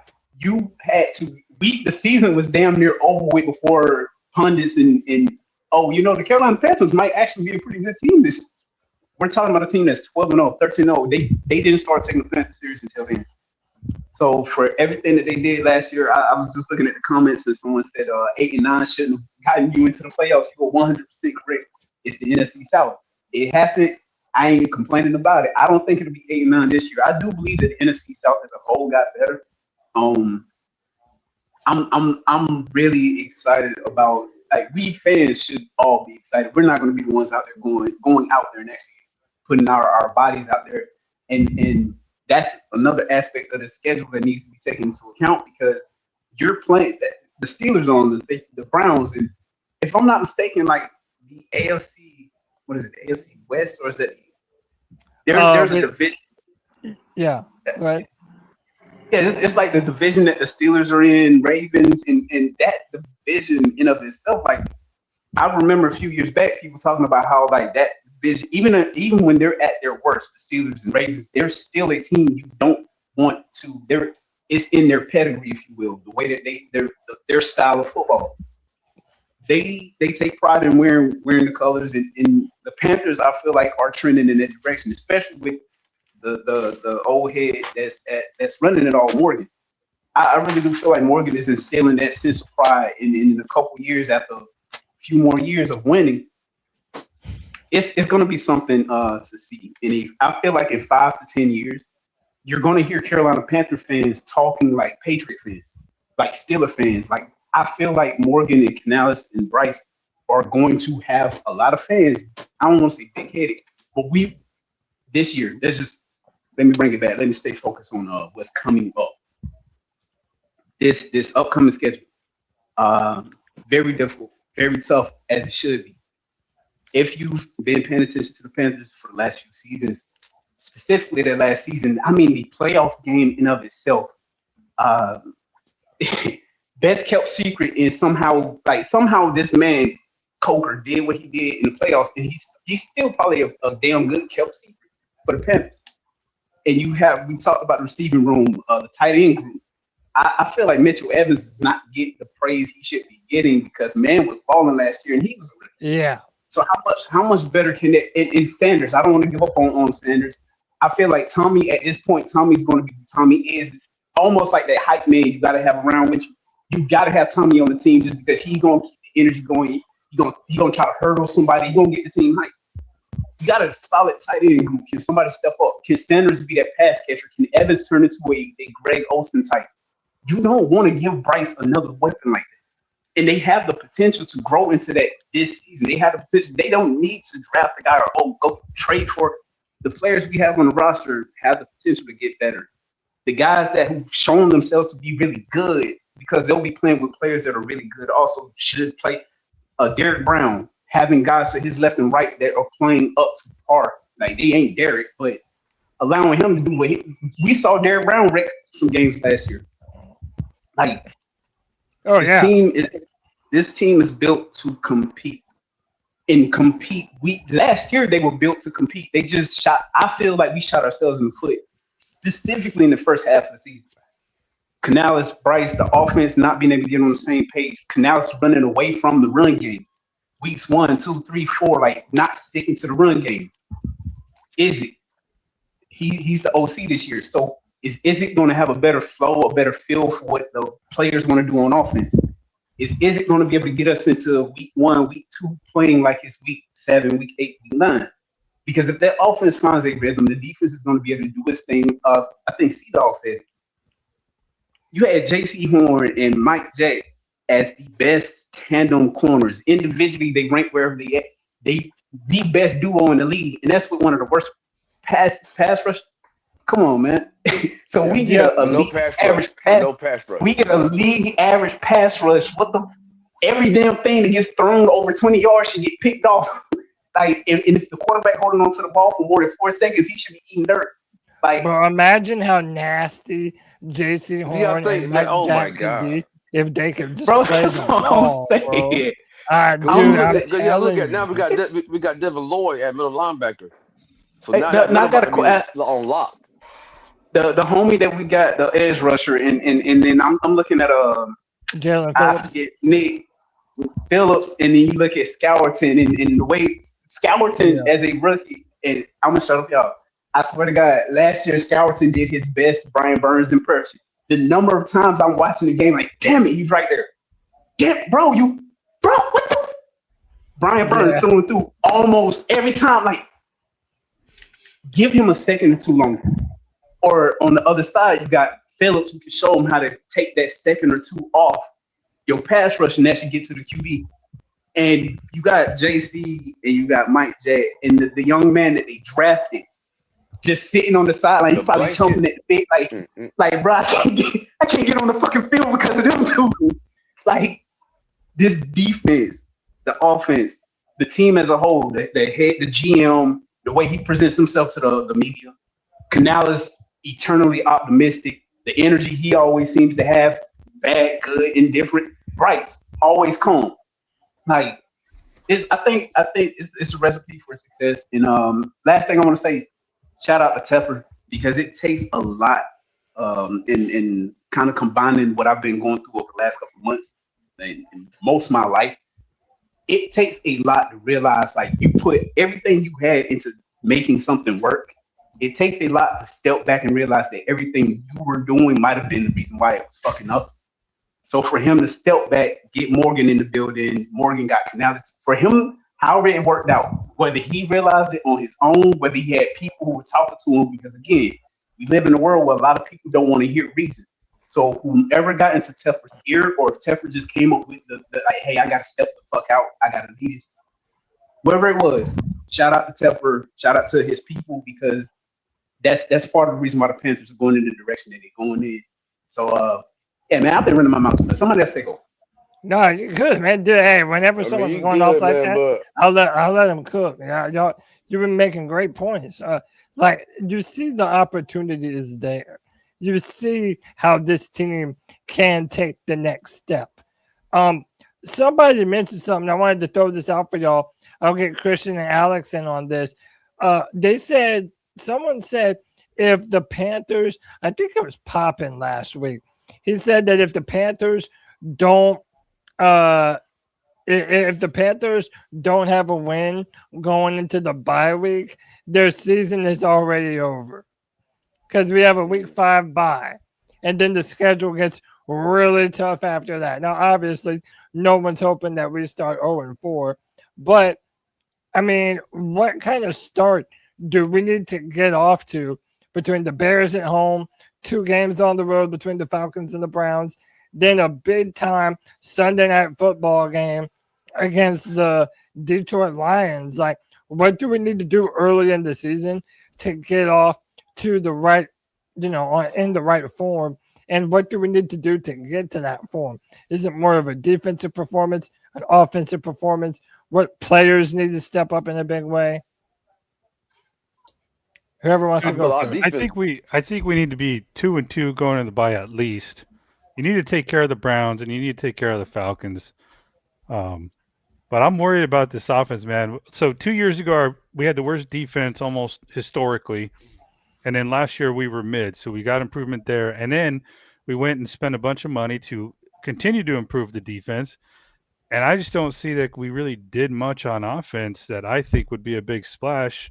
So I think a lot of fans are relying on Brad Idzik to help, and then Dan Bevel as well. But I'm just worried about. I've always been worried about the offense. Yeah, I think you're right about that. The 2-2 is the bare minimum. I mean, that Falcons game, to me, any kind of division game counts as 2. So you really want that one. And then, I mean, you could. I mean, as a Panther fan in my heart, I mean, dude, the 2 games that are tough, like the tough ones, you're at home. And one of them's a primetime game. So, I mean, like, those games to me could be if Carolina's the real deal, they could win all 4 of those games. I mean, it could happen, but it's just I mean, I think like you said, Christian, that you got to at least be 500 going into the bye because it does get a little bit harder the following weeks after that. So you got to do that. To caveat off of that, I agree with the previous statements about at least 2-2. But I putting my OC hat on to the best of my ability. The best way to get the Panthers started on the right foot is a tried and true method. It's as old as anything. Run the fucking ball. That's it. You got Jonathan Brooks. Got Chuba Hubbard. I don't know who else might be in there. How could I forget ETN? I'm running the narrative. For me, if I'm the OC, the narrative I want the national media speaking on will not be about Bryce. The conversation about Bryce after the first 4 weeks going into that bye week will be that Bryce is being carried by the run game and that defense. It's really that easy. Week 1, I'm running the ball down your throat. Week 2, I'm gonna slowly. I feel like you can get an offense into a rhythm, especially with the running backs we have. Jonathan Brooks was a 2nd-round pick from 2 years ago. He's been injured. Obviously, you don't want him to aggravate his injury, but at the same time, big dog, and this goes for Chuba also, because I'm a believer that unless the running back you're taking in the draft at any round is a CMC or a Derrick Henry, someone who's going to a running back that can put the team on his back, you shouldn't be drafting a running back because I really feel like you can get great running backs as undrafted free agents. And you can just rotate those guys and you ain't really got to pay them, which is kind of fucked up to the players. But for an undrafted free agent getting an opportunity to actually go make millions of dollars, I just trying to put myself in that position. I would love the opportunity, but that's just me. No. Chuba, Jonathan Brooks, I'm running you motherfuckers into the – and I don't mean running them to the ground. I want to make sure y'all conditioning good. But y'all getting I'm talking about 10 to 15 passing attempts. If you don't have to throw the ball more than 15 times, the conversation through the first 4 weeks should be the Carolina Panthers aren't asking Bryce to do a whole lot.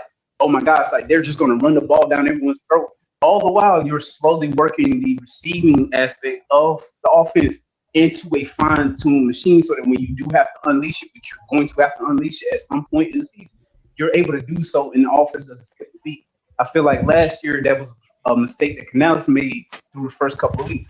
We might have lost to the Jaguars all the same, but if you stick with running the ball, you might have calmed the offense down, calmed the team down a little bit more. We all see, no doubt. We seen what those and I think the Panthers Twitter put it up. There's a Jonathan Stewart run in the 2015 season in the playoffs against the Seahawks. Jay Stu's open and run. Like just feed the running backs and get the offense into a rhythm week in and week out. I feel like the passing game will catch up. Well, and we don't Tremaine replace we're going to have to replace Rico, and someone's going to have to take that spot. Hopefully, a healthy Chuba and Jonathan Brooks coming back and sure to replace that. Let me go, Christian, and then I want to introduce someone in. Go ahead, Christian. What do we need to do to get out to a good start at the start of the season? And just also, just the whole question in general, like, could this team backslide due to how hard our schedule is? Yeah, I already spoke on it, man. I think, like I said, we need to be 2-2. Yeah, we could backslide because it's such a hard schedule. But Anthony actually brought up some good points last week about the schedule, which, gave me some positivity. A lot of those hard games are at home. Like we do have a bye week before facing the Eagles, for example, and then we finish the year 4 out of 5 at home as well. So, dude, it's like, we just have to wait for the year to get here to be able to start answering a lot of these questions that we have. Yeah. And Yeah, man, maybe- go ahead, Alex. No, go ahead, Alex. Why y'all worried about the hopefully Eagles? maybe The Eagles are AJ dysfunctional. Dillon gets resurrected a little bit. I don't know. I mean, guys, He's like already a fan favorite on Twitter, man. He's eating Bojangles. He's like doing stuff around Charlotte. He's cool. I mean, those guys, we had like Mike Davis, we had like a Rico Dowdle, like some of these guys that have came in like just for the year, like as a rental. Dan Morgan's hit on some of these running backs that have just like kind of been helpful for us throughout the season. So can y'all hear me? I'm excited. Yeah, we hear you, Tukes. Okay, I hear you now. Okay. What up, Tukes? How you doing, How's it man? going? Welcome to the Free for All, man. Yeah, man. I saw your thing about he was talking about is Bryce. I don't know. He's talking about it now. Bottom 10. I mean, you're saying bottom 10 is only 32 starting quarterbacks in the league. Sure. Well, but before you continue, the reason we brought it up was because Chris Sims, he put out his quarterback list, and he ranked Bryce Young as his 31st overall quarterback in all of the NFL. I posed the question, is that fair? Go ahead. That's not fair because let me give you a history on Chris Sims. Chris Sims, and you can look in videos, this is truth. Chris Sims, like a lot of other people, he's very, very privileged and very, very arrogant about the Tua. Look at tapes about Tua. He has been, and I know he came right, but he has actually gotten into like fights with, not fights, but like with Dolphins fans about Tua. He actually, a super fan Tua, a fan of, long story short, a super fan of Tua who passed away, who was a big Tua supporter. And basically he passed away, and Chris Sims was like, and then they was giving money to his GoFundMe, and Chris Sims was like, why were we supporting that? And he was like, what? And people was like, that's crazy. And then he backtracked and said, oh, I shouldn't have said that because, and basically someone was against him. Same thing with Jalen Hurts. With the Jalen Hurts thing, even though he won the Super Bowl, he's been, up and down, stuff like that. He does not like to backtrack. And that's what Derek Brown said the other day. Derek Brown says pretty much people don't want to be proven wrong. Once people get an opinion of you, they don't like to change their opinion because it proves that they're wrong. Because no one wants to be wrong. No one wants to admit that they're wrong. So I just feel like Chris Sims is just staying with it and not admitting that they're wrong. That's the whole thing about it, Cody. It's not that deep. But the thing about it is, he has been terrible. I think that whenever your job is to be a professional NFL analyst, you are going to have some wild misses, like what you just said, and you're going to have some hits. So, for example, Chris Sims was also way higher on Lamar Jackson and Josh Allen before both of them got into the NFL. So it's like, has he been wrong? Yes. He has also been very right before. But that's why I just bring up the claim in and of itself. And again, I played the video earlier. I don't expect you to have to listen to it again. But my question is when you go and you look at the starting quarterback of other NFL teams, which teams can you say without a shadow of a doubt have a better quarterback situation than us, and who has a worse quarterback situation than us? Yeah. I think that a lot more teams in the NFL at this moment have a better quarterback situation. That's true. At That's the fair. moment. I was fair. Even though if you've been watching football, that's fair. That's Yeah. very fair. But my thing is, and it's so funny that we watch the NBA and we know what Victor Wembanyama is doing, and he's crazy. Like the Spurs was trash before everything started. But I feel like people who don't watch or casual NFL fans are really trying to put the NFL's not the NBA. Like, you have to build a team around the actual quarterback. Like, you have to be in a sense like these analysis is like people saying, hey, we had the greatest free agency. We had the top 5, top 3, top 1 free agency. Then we had a top 3 draft class. And then people saying that we're going to win 3 or 4 or 5 games. And their analysis is, I don't trust the quarterback. That's lazy analysis, Cody. I'm sorry. This is not the NFL is not the NBA. One player does not change your team that much. It does not. It's just not. It's a different sport. Hey, And just that's for what fun, people- though. A lot of analysts are getting that confused. Okay, look, but just for fun, though, how do you explain the Patriots and Drake May? The Did they build Patriots- around him before he was successful? The 'Cause I would say schedule, no. the schedule. They even Oh, so reported, it's the scheduling. Okay. even Daniel Rossini, and you know how much Rossini, was involved with Mike Vrabel. She even reported saying that they didn't inspect this. They didn't expect now to be this good. They were just taking it one step at a time. It was the schedule, and basically, in a sense, yes, a quarterback makes that much better. Yes, I agree. Drake May is better than Bryce Young right now. I mean, it's just facts. Anyone who watches football knows that. And also, in a sense, Jaden Daniels, but it goes up and down. Jaden Daniels fell off after a little bit with injuries after the super season, and then we will see with the Patriots with a harder schedule. It goes ebbs and flows. CJ Stroud, even Troy Aikman said CJ Stroud has not been the same since his rookie season. Hell, ever since CJ Stroud pretty much had that conversation with Caleb Williams. Caleb Williams has been the better quarterback than CJ Stroud. Okay, so then what's enough? At what point are you going to say, "Hey, it's built now"? Like, I mean, we need you to do your part, and then also help elevate the players around you, as opposed to everyone trying to elevate you. We'll say that to Sam Darnold then, because Sam Darnold had so many chances. He had mono, he did this, and that's when after I seen Sam Darnold win the Super Bowl, I'm like, and we seen past. That means you relax, have time, give patience, because organizations really matter. They matter. Coaching matters. Coaching matters. Sam Darnold looked horrible. Y'all just have revisionist history of how we were shitting on Sam Darnold even before he was a Panther. People said there was comments of him saying that he plays quarterback like he has 2 different parts of his body taped together. There was horrible comments, but now he's a Super Bowl champion. No one says nothing. No one says anything now. No one says, improved.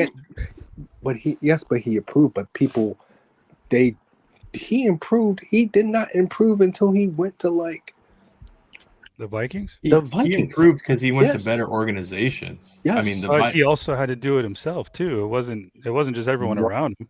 Season 6. That was season 6, right? That was 6. Yes. I just think that 5. I mean, like a guy like Sam Darnold. No, it wasn't Justin 5. Because 5 Jefferson. was with the Panthers. Yeah, that was season. Oh no. So 7. then, by your argument, the Jets should have kept him for that long just to wait.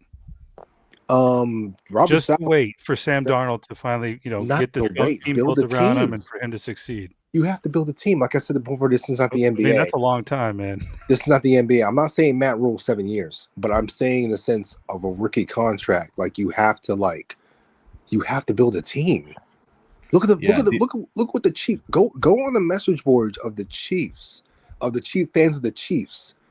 They are bitching. They are bitching and complaining. They are bitching and complaining because they're being like, "See, this is what I told you. You're failing Patrick Mahomes. You're failing Patrick Mahomes because the roster is trash. All we have is Patrick Mahomes. They're coming off an injury."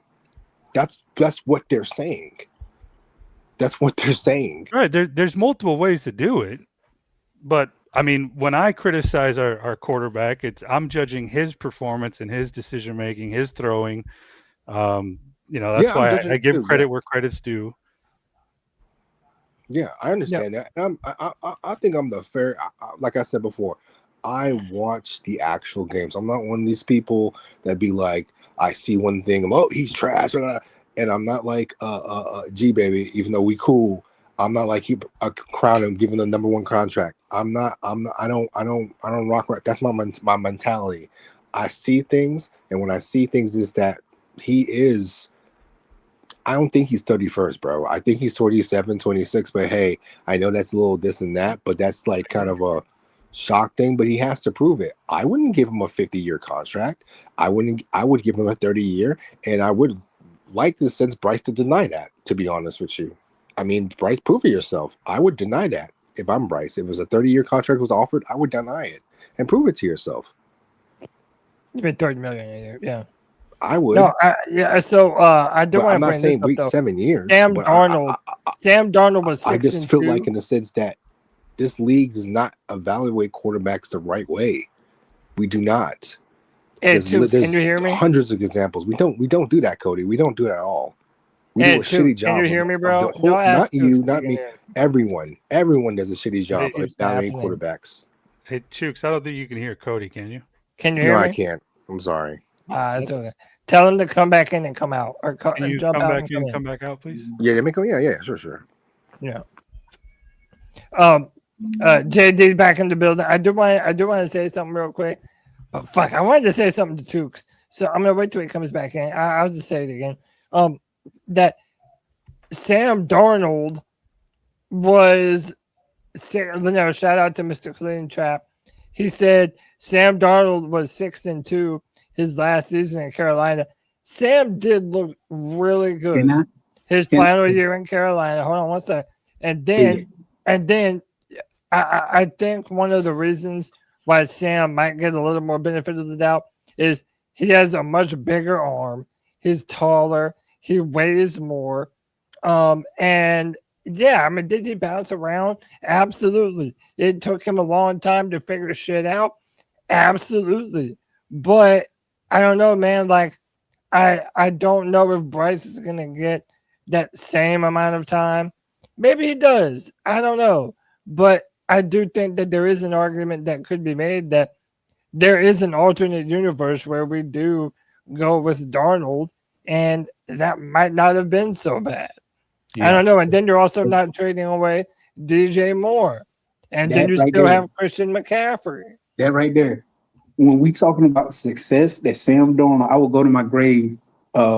It's like certain opinions I have that I will champion till I can't anymore. Steve Wilkes was the reason. It's a Marvel, how they have the timelines and things like that. You can't tell me that Steve Wilkes has to be in any world, alternate timeline where Sam Darnold is a successful quarterback.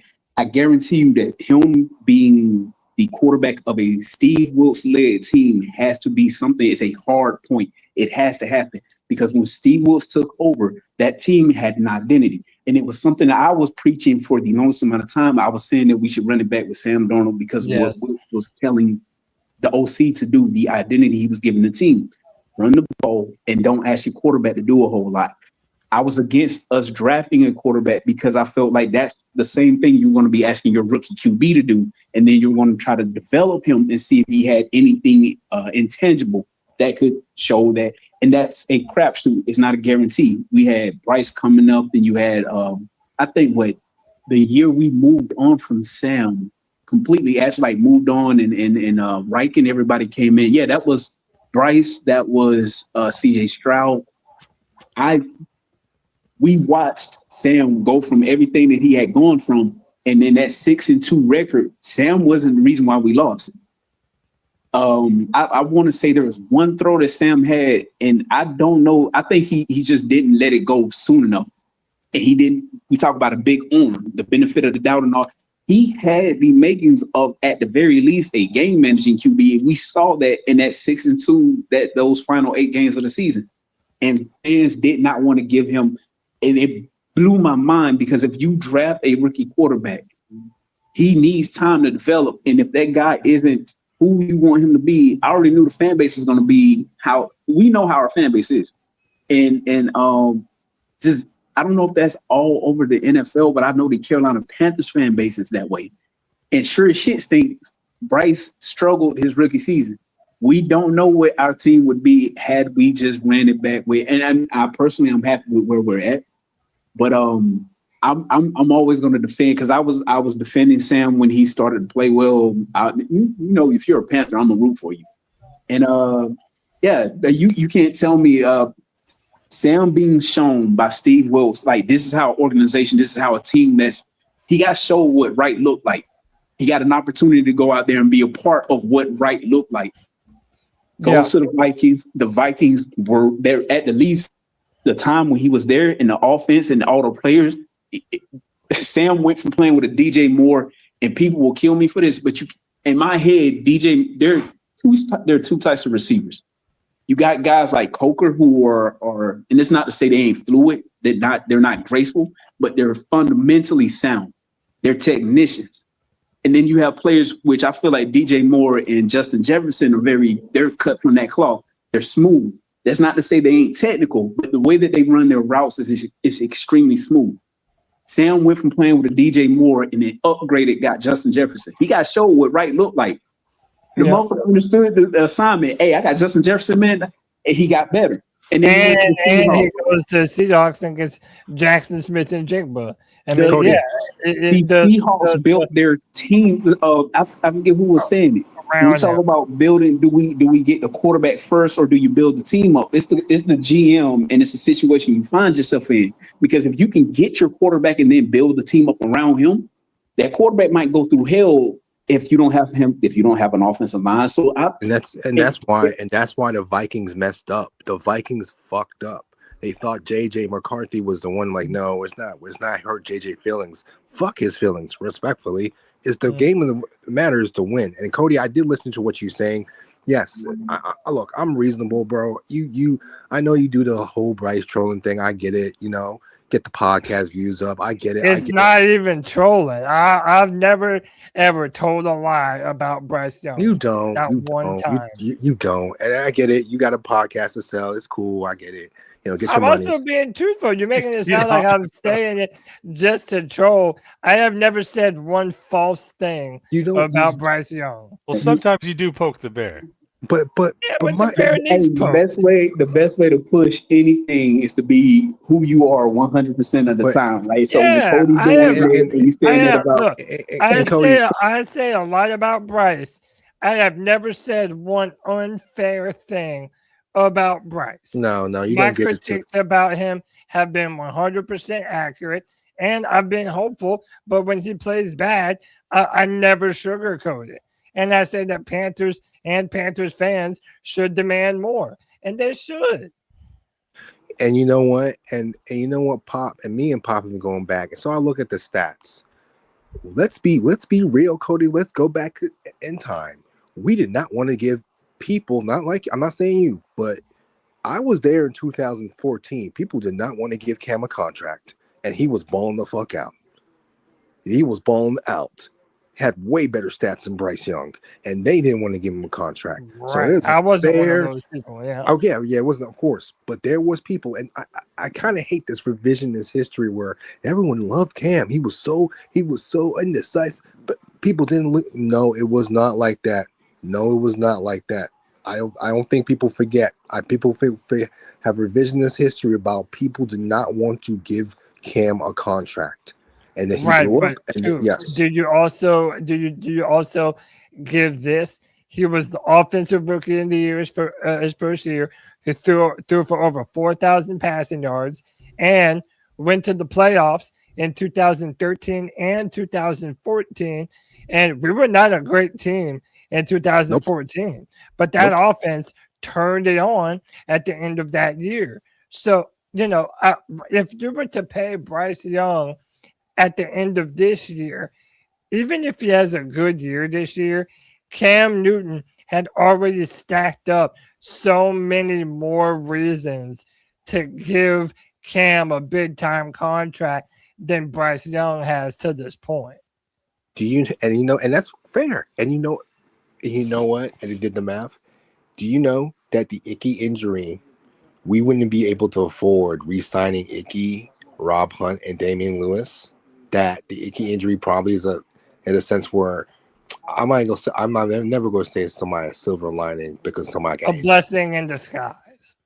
Yeah. And from a business standpoint, not a person, not a business standpoint. It's business. Yeah. Now, I'll never say nobody tearing their ACL. Well, and right, nobody wishes that on him. We hope it's like the same business. It's like the same thing, like with the young man Brazzle, the receiver. I think I want to see him out there on the field, right? But if all things are, if the offense is clicking, he's on the sideline most likely. He's not getting as many snaps as a Coker, as a. If XL does his job, you don't see Brazzell. Seriously. Then when you're speaking on the Icky injury, business wise, that player being injured in his situation from a business view is beneficial to us, but to the player and for Icky, and I mean any and everybody that sees someone trying to strike, like Icky has gotten better, and for that injury to occur when it did, it couldn't have happened at a worse time for him. Well, also let me add on to that too. If Monroe Freeling goes on to be something and ends up being a really good player, that's also because of that injury that happened to Icky. One thing I will say to if you want to add any kind of silver lining to it is Icky is more than talented enough a player to when he's recovered, there's going to be a spot for him. I feel the same way. Like I think the writing's kind of on the wall for XL. I'm hoping like it's expecting the worst while hoping for the best. Like and I'm saying this with my Gamecock fandom on full display. I'm saying it for the fan of his I was as a Gamecock. If I can see him doing what he was doing at South Carolina in a Panthers uniform, the man ain't going nowhere because you're going to fall in love with the personality and the play on the field. And it's aggravating as a Gamecock fan, as a fan of XL, for him to have not stepped into that because it's there. Like, if XL can step onto the football field and when the ball's coming his way, he's going up for it the way that Coker has the best hands on the football team. You know what? Let me take it back. There's one other player I might say has better hands than Coker. And you guys might be shocked by who I think it is. JC Horn. Horn might have the best hands on but if XL can step onto a football field this upcoming season, and he's catching the ball the way that Coker goes up, the way that McMillan had his drops. But when he goes, they're attacking the ball. It's like no question on whether or not the ball's going. The ball is Coker got 2 fingers on the football, and he's bringing that bitch in somehow. If we can get XL out there on the field, and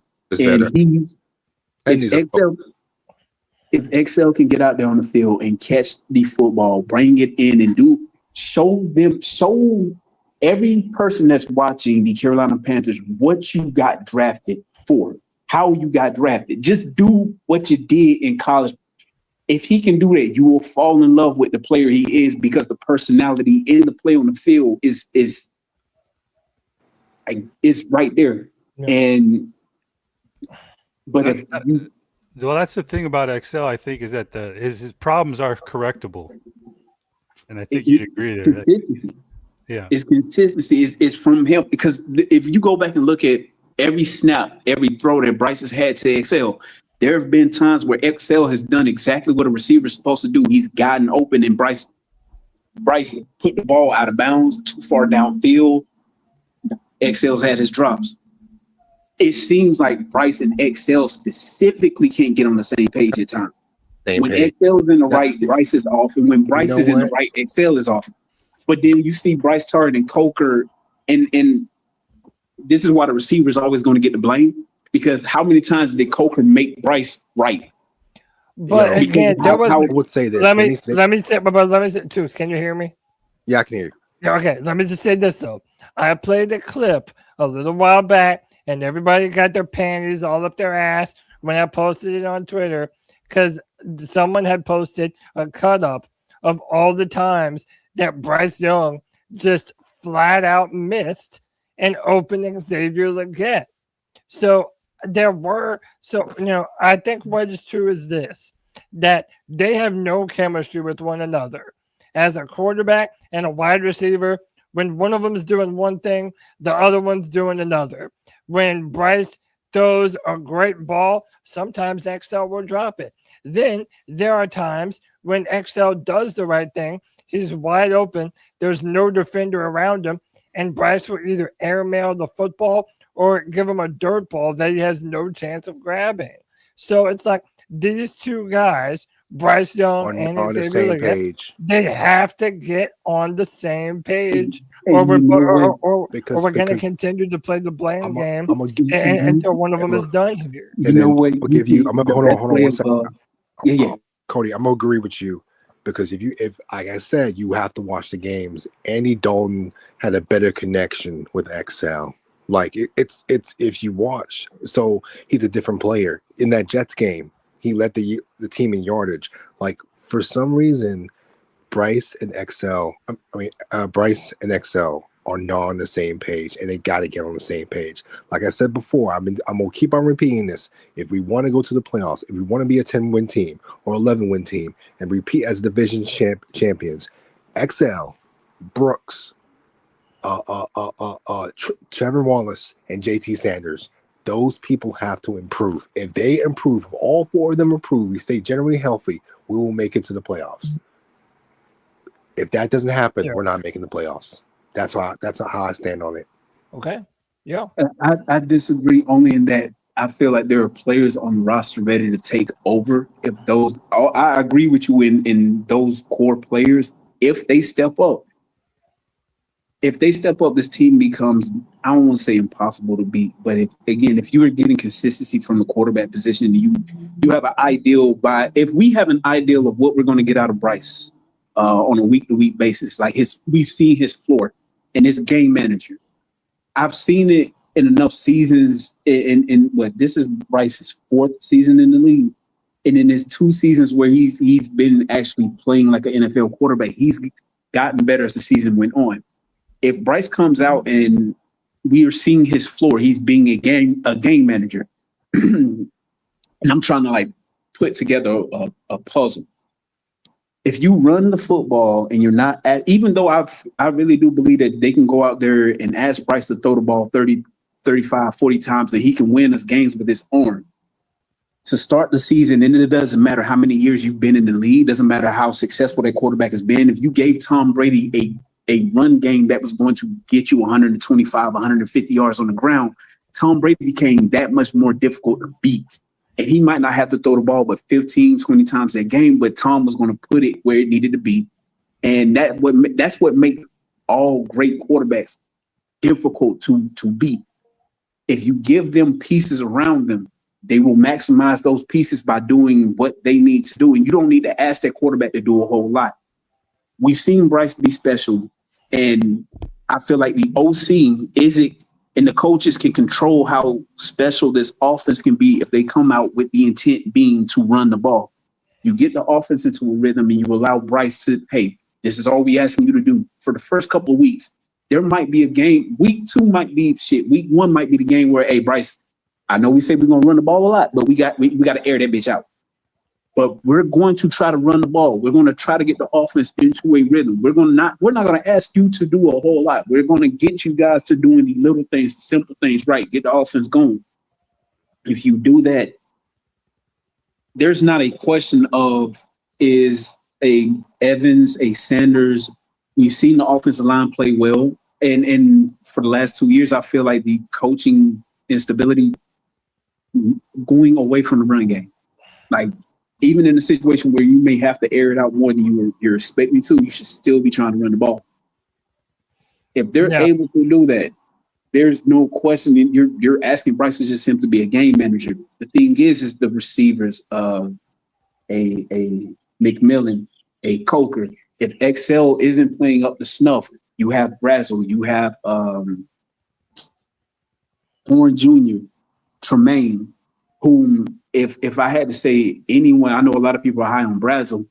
Tremaine might be the guy who takes XL's spot if XL isn't playing the way he could be. I don't know, JD. I know he was good last year. The staff liked him, but I don't know, man. I'm not sold on Bryson Tremaine. Hey, I saw a willing blocker, which is always a good way for you to. And this is part of the reason why I feel like Evans will have more opportunity to be a better tight end than Sanders.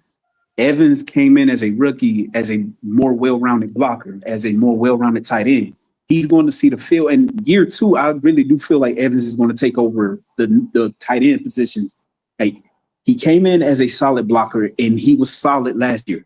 He had his issues. He had his struggles as a rookie. I feel like Evans in year 2 is going to be significantly better, like a dark horse, if you will. 500-600 yards receiving, and people aren't. It's going to be a 500-600 yard receiving year from him, and you're not really going to notice it because you're going to have. Like I said, even in the situation where we're only throwing the ball 15, 20 times a game, Bryce has shown the ability to put it where it needs to be. And you've seen McMillan be special. And that's all you have to do is give those guys on the outside, give your ball carriers this is why you get heavy, especially in the early parts of the season. Get heavy on the running backs. Lean on them heavy. Lean on that offensive line because they want to move motherfuckers. They want to run. The offensive line wants to run the ball. So I'm going to give the offensive linemen what they want. I'm going to make them big dudes happy as fuck. I'm going to make the running backs happy. So when I ask them to block and stay back, stay in and block because we got to throw the ball, McMillan and those guys, we ain't going to have a whole lot of opportunities. So when the ball comes my way, I got to make sure I can. McMillan had his drop issues, but cut it in half. If McMillan cuts his drops in half, how much better of a receiver is he just from that? I don't think Coker, bro, it's wild. Like my fandom of Coker is reaching points that it's reaching anime levels of I'm gonna be telling stories that did not happen. Coker never dropped a football in his life. Not as a pro. The man don't drop. This is not a team. I mean, out the gate and throughout the season, the only way the Carolina Panthers are not dog walking people is if there's infighting, which Canales' energy, I don't feel leads to that. Canales gives off the kind of energy that annoys you because of how positive he is, but you can't be mad at it. It's like, bro, I'm gonna just go over here and sit in the corner and soak because I want to be mad and I can't be around you and be mad. And it's like 5 minutes over here in the corner, and then I'm back to laughing it up because of our head coach is a great leader. We seen that with how year 2 started off with Bryce. Had to bench him, brought him back in, and now Bryce is playing for a contract. We talking about what he should get, what he deserves. If Bryce just goes out there and does what he do the bare minimum, yeah, his contract gonna be up there. The scary thing, if you're not a fan of Bryce Young, if you don't want him as a Carolina Panther for a long, I'm sorry to tell you this because at worst, offense goes out there and Bryce really ain't doing anything. We've seen him get better as the season goes. This team has way too much talent around him. So if Bryce is the issue, it's going to be extremely apparent like it was year 2 for him. I don't think you're ever going to see that version of Bryce ever again. He might struggle, but everything he went through in his rookie season leading up to the success he had going into year 2, I don't think you will ever see a Bryce that is shell-shocked. And because he can get himself out of whatever funk he might be in, the team is off. Dare I say that I get the same feeling from Bryce that I got when Cam was playing. So long as number 1 was out there on the football field, that team had a chance of winning. I don't think Cam ever had the talent around him that Bryce currently has. And I do not think, and this might seem, because we talked about what Cam had accomplished. It's kind of, there's a word for it that I can't think of. But it's like holding up a mirror, and that mirror is not showing you your reflection. It's showing you the exact opposite of what you are. I believe Cam's flame burned out. It burned extremely bright, and it burned out quick because they saw what he could do as a rookie, and they saw how he could carry a team because of how he was built and the player he was. Well, also, like what happened to Andrew Luck. Wow, he just got his ass whooped into the point that it ended his career prematurely. And it was literally the same thing with Cam Newton. I think that they took advantage of him being a 6'5", 245 pound, behemoth of a quarterback, and they were like, "Oh, he's Superman. He can take it." So now we hold that mirror up and we look at and in that we got an image of Cam and we hold his mirror up. The exact opposite of Cam Newton would be Bryce Young. Cam was 6'5", 6'6", 240, 250 pounds, played quarterback. You hold that mirror up and you got a 5'9", 5'10", 100 and let's say 200 pounds soaking wet. And I feel like their careers are in the very same way, reflecting each other, but in opposite. Bryce is only going to get better with the years that we're seeing it. Last year, Bryce, compared to what he was as a rookie versus what Cam Newton was as a rookie, and Cam had his peak, and it happened far too soon. I blame the organization. I blame Ron Rivera. The last person I actually will blame is Cam because they let him. They enabled it. Like Cody was saying, like they saw what he was, and hey, we really got to try. But a part of that was the front office, the coaches, and things of that nature. Woulda, coulda, shoulda. Yeah. That's part of the reason why I feel like this is a great harmony between GM, head coach, and quarterback. They complement each other in a way. Bryce, his play on the field and his career up to this point, I feel like it's the opposite. It's difficult to describe, but just that he's trending upwards. And the best of Bryce, like I know we're talking about, like, what if he's just like a 3,800 yard? I feel like there's a show. There's Steph Curry. There's a Steph Curry. What's the word? There's a level of arrogance to Bryce that he's waiting to show that is very similar to. People don't realize this shit. If you watch Steph Curry when he plays, he's extremely arrogant. The showboating and all the tone, the motherfucker's extremely arrogant. We've seen glimpses of it. When the pass in the Falcons game, Bryce threw it and turned his back. There's a arrogance to Bryce, a confidence, but in truth, arrogance. There's a showman to him. We haven't seen it because it's like he won't let it. He won't let it out because he hasn't played well enough to let it out. That is not a Bryce the NFL wants to see, because very similar to Cam Newton, you never wanted to see Cam smiling. Similar to Bryce, you don't want to see number 9 walking out on that field with a big ass smile on his face. You don't want to see number 9 turning his back. How about this? I'll give y'all something that I think Bryce does well, and I think that he does it better than Cam Newton. Bryce Young is able to keep an even keel and keep his emotions at a more level state than Cam. So Bryce never gets too high. He never gets too low.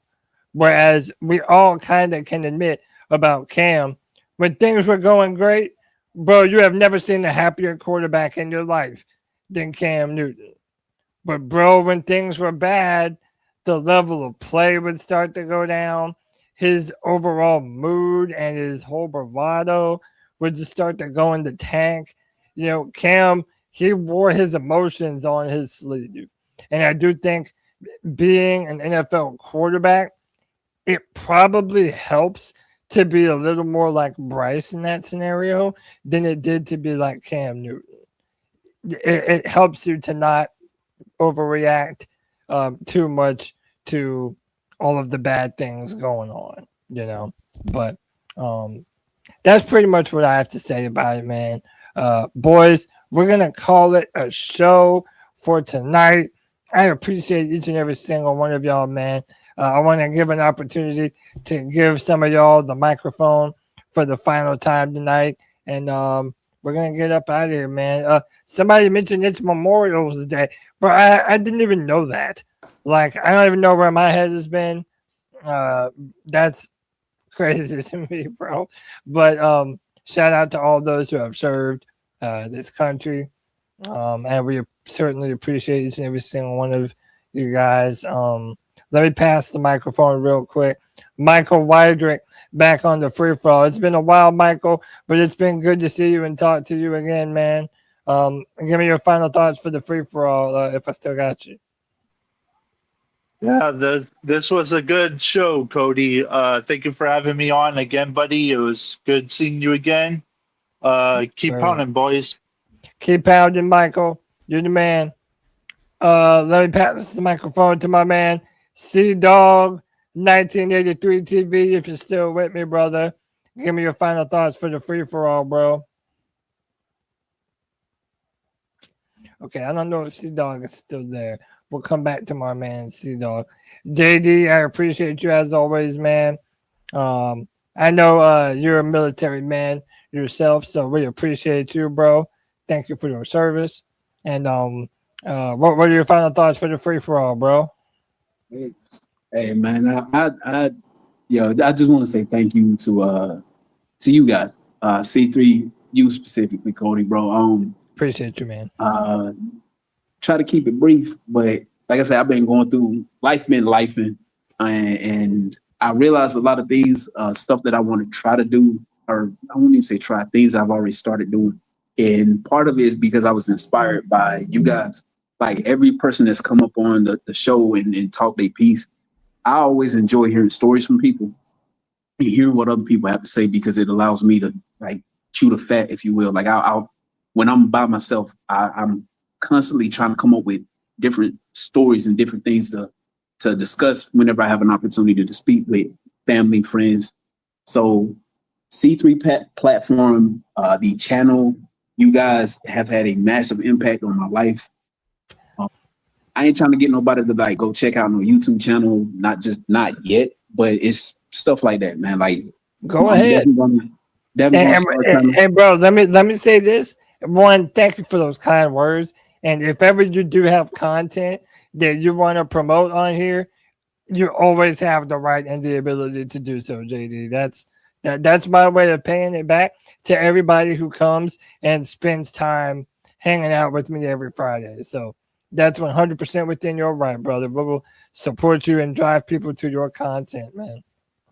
Yeah, man. Like I said, I so big on trying to give flowers to any and all who helped me along the way and helped me reach this point in my life where, hey, bro, for all the bull that I've gone through, I can tell you that I'm excited for the season because God is good.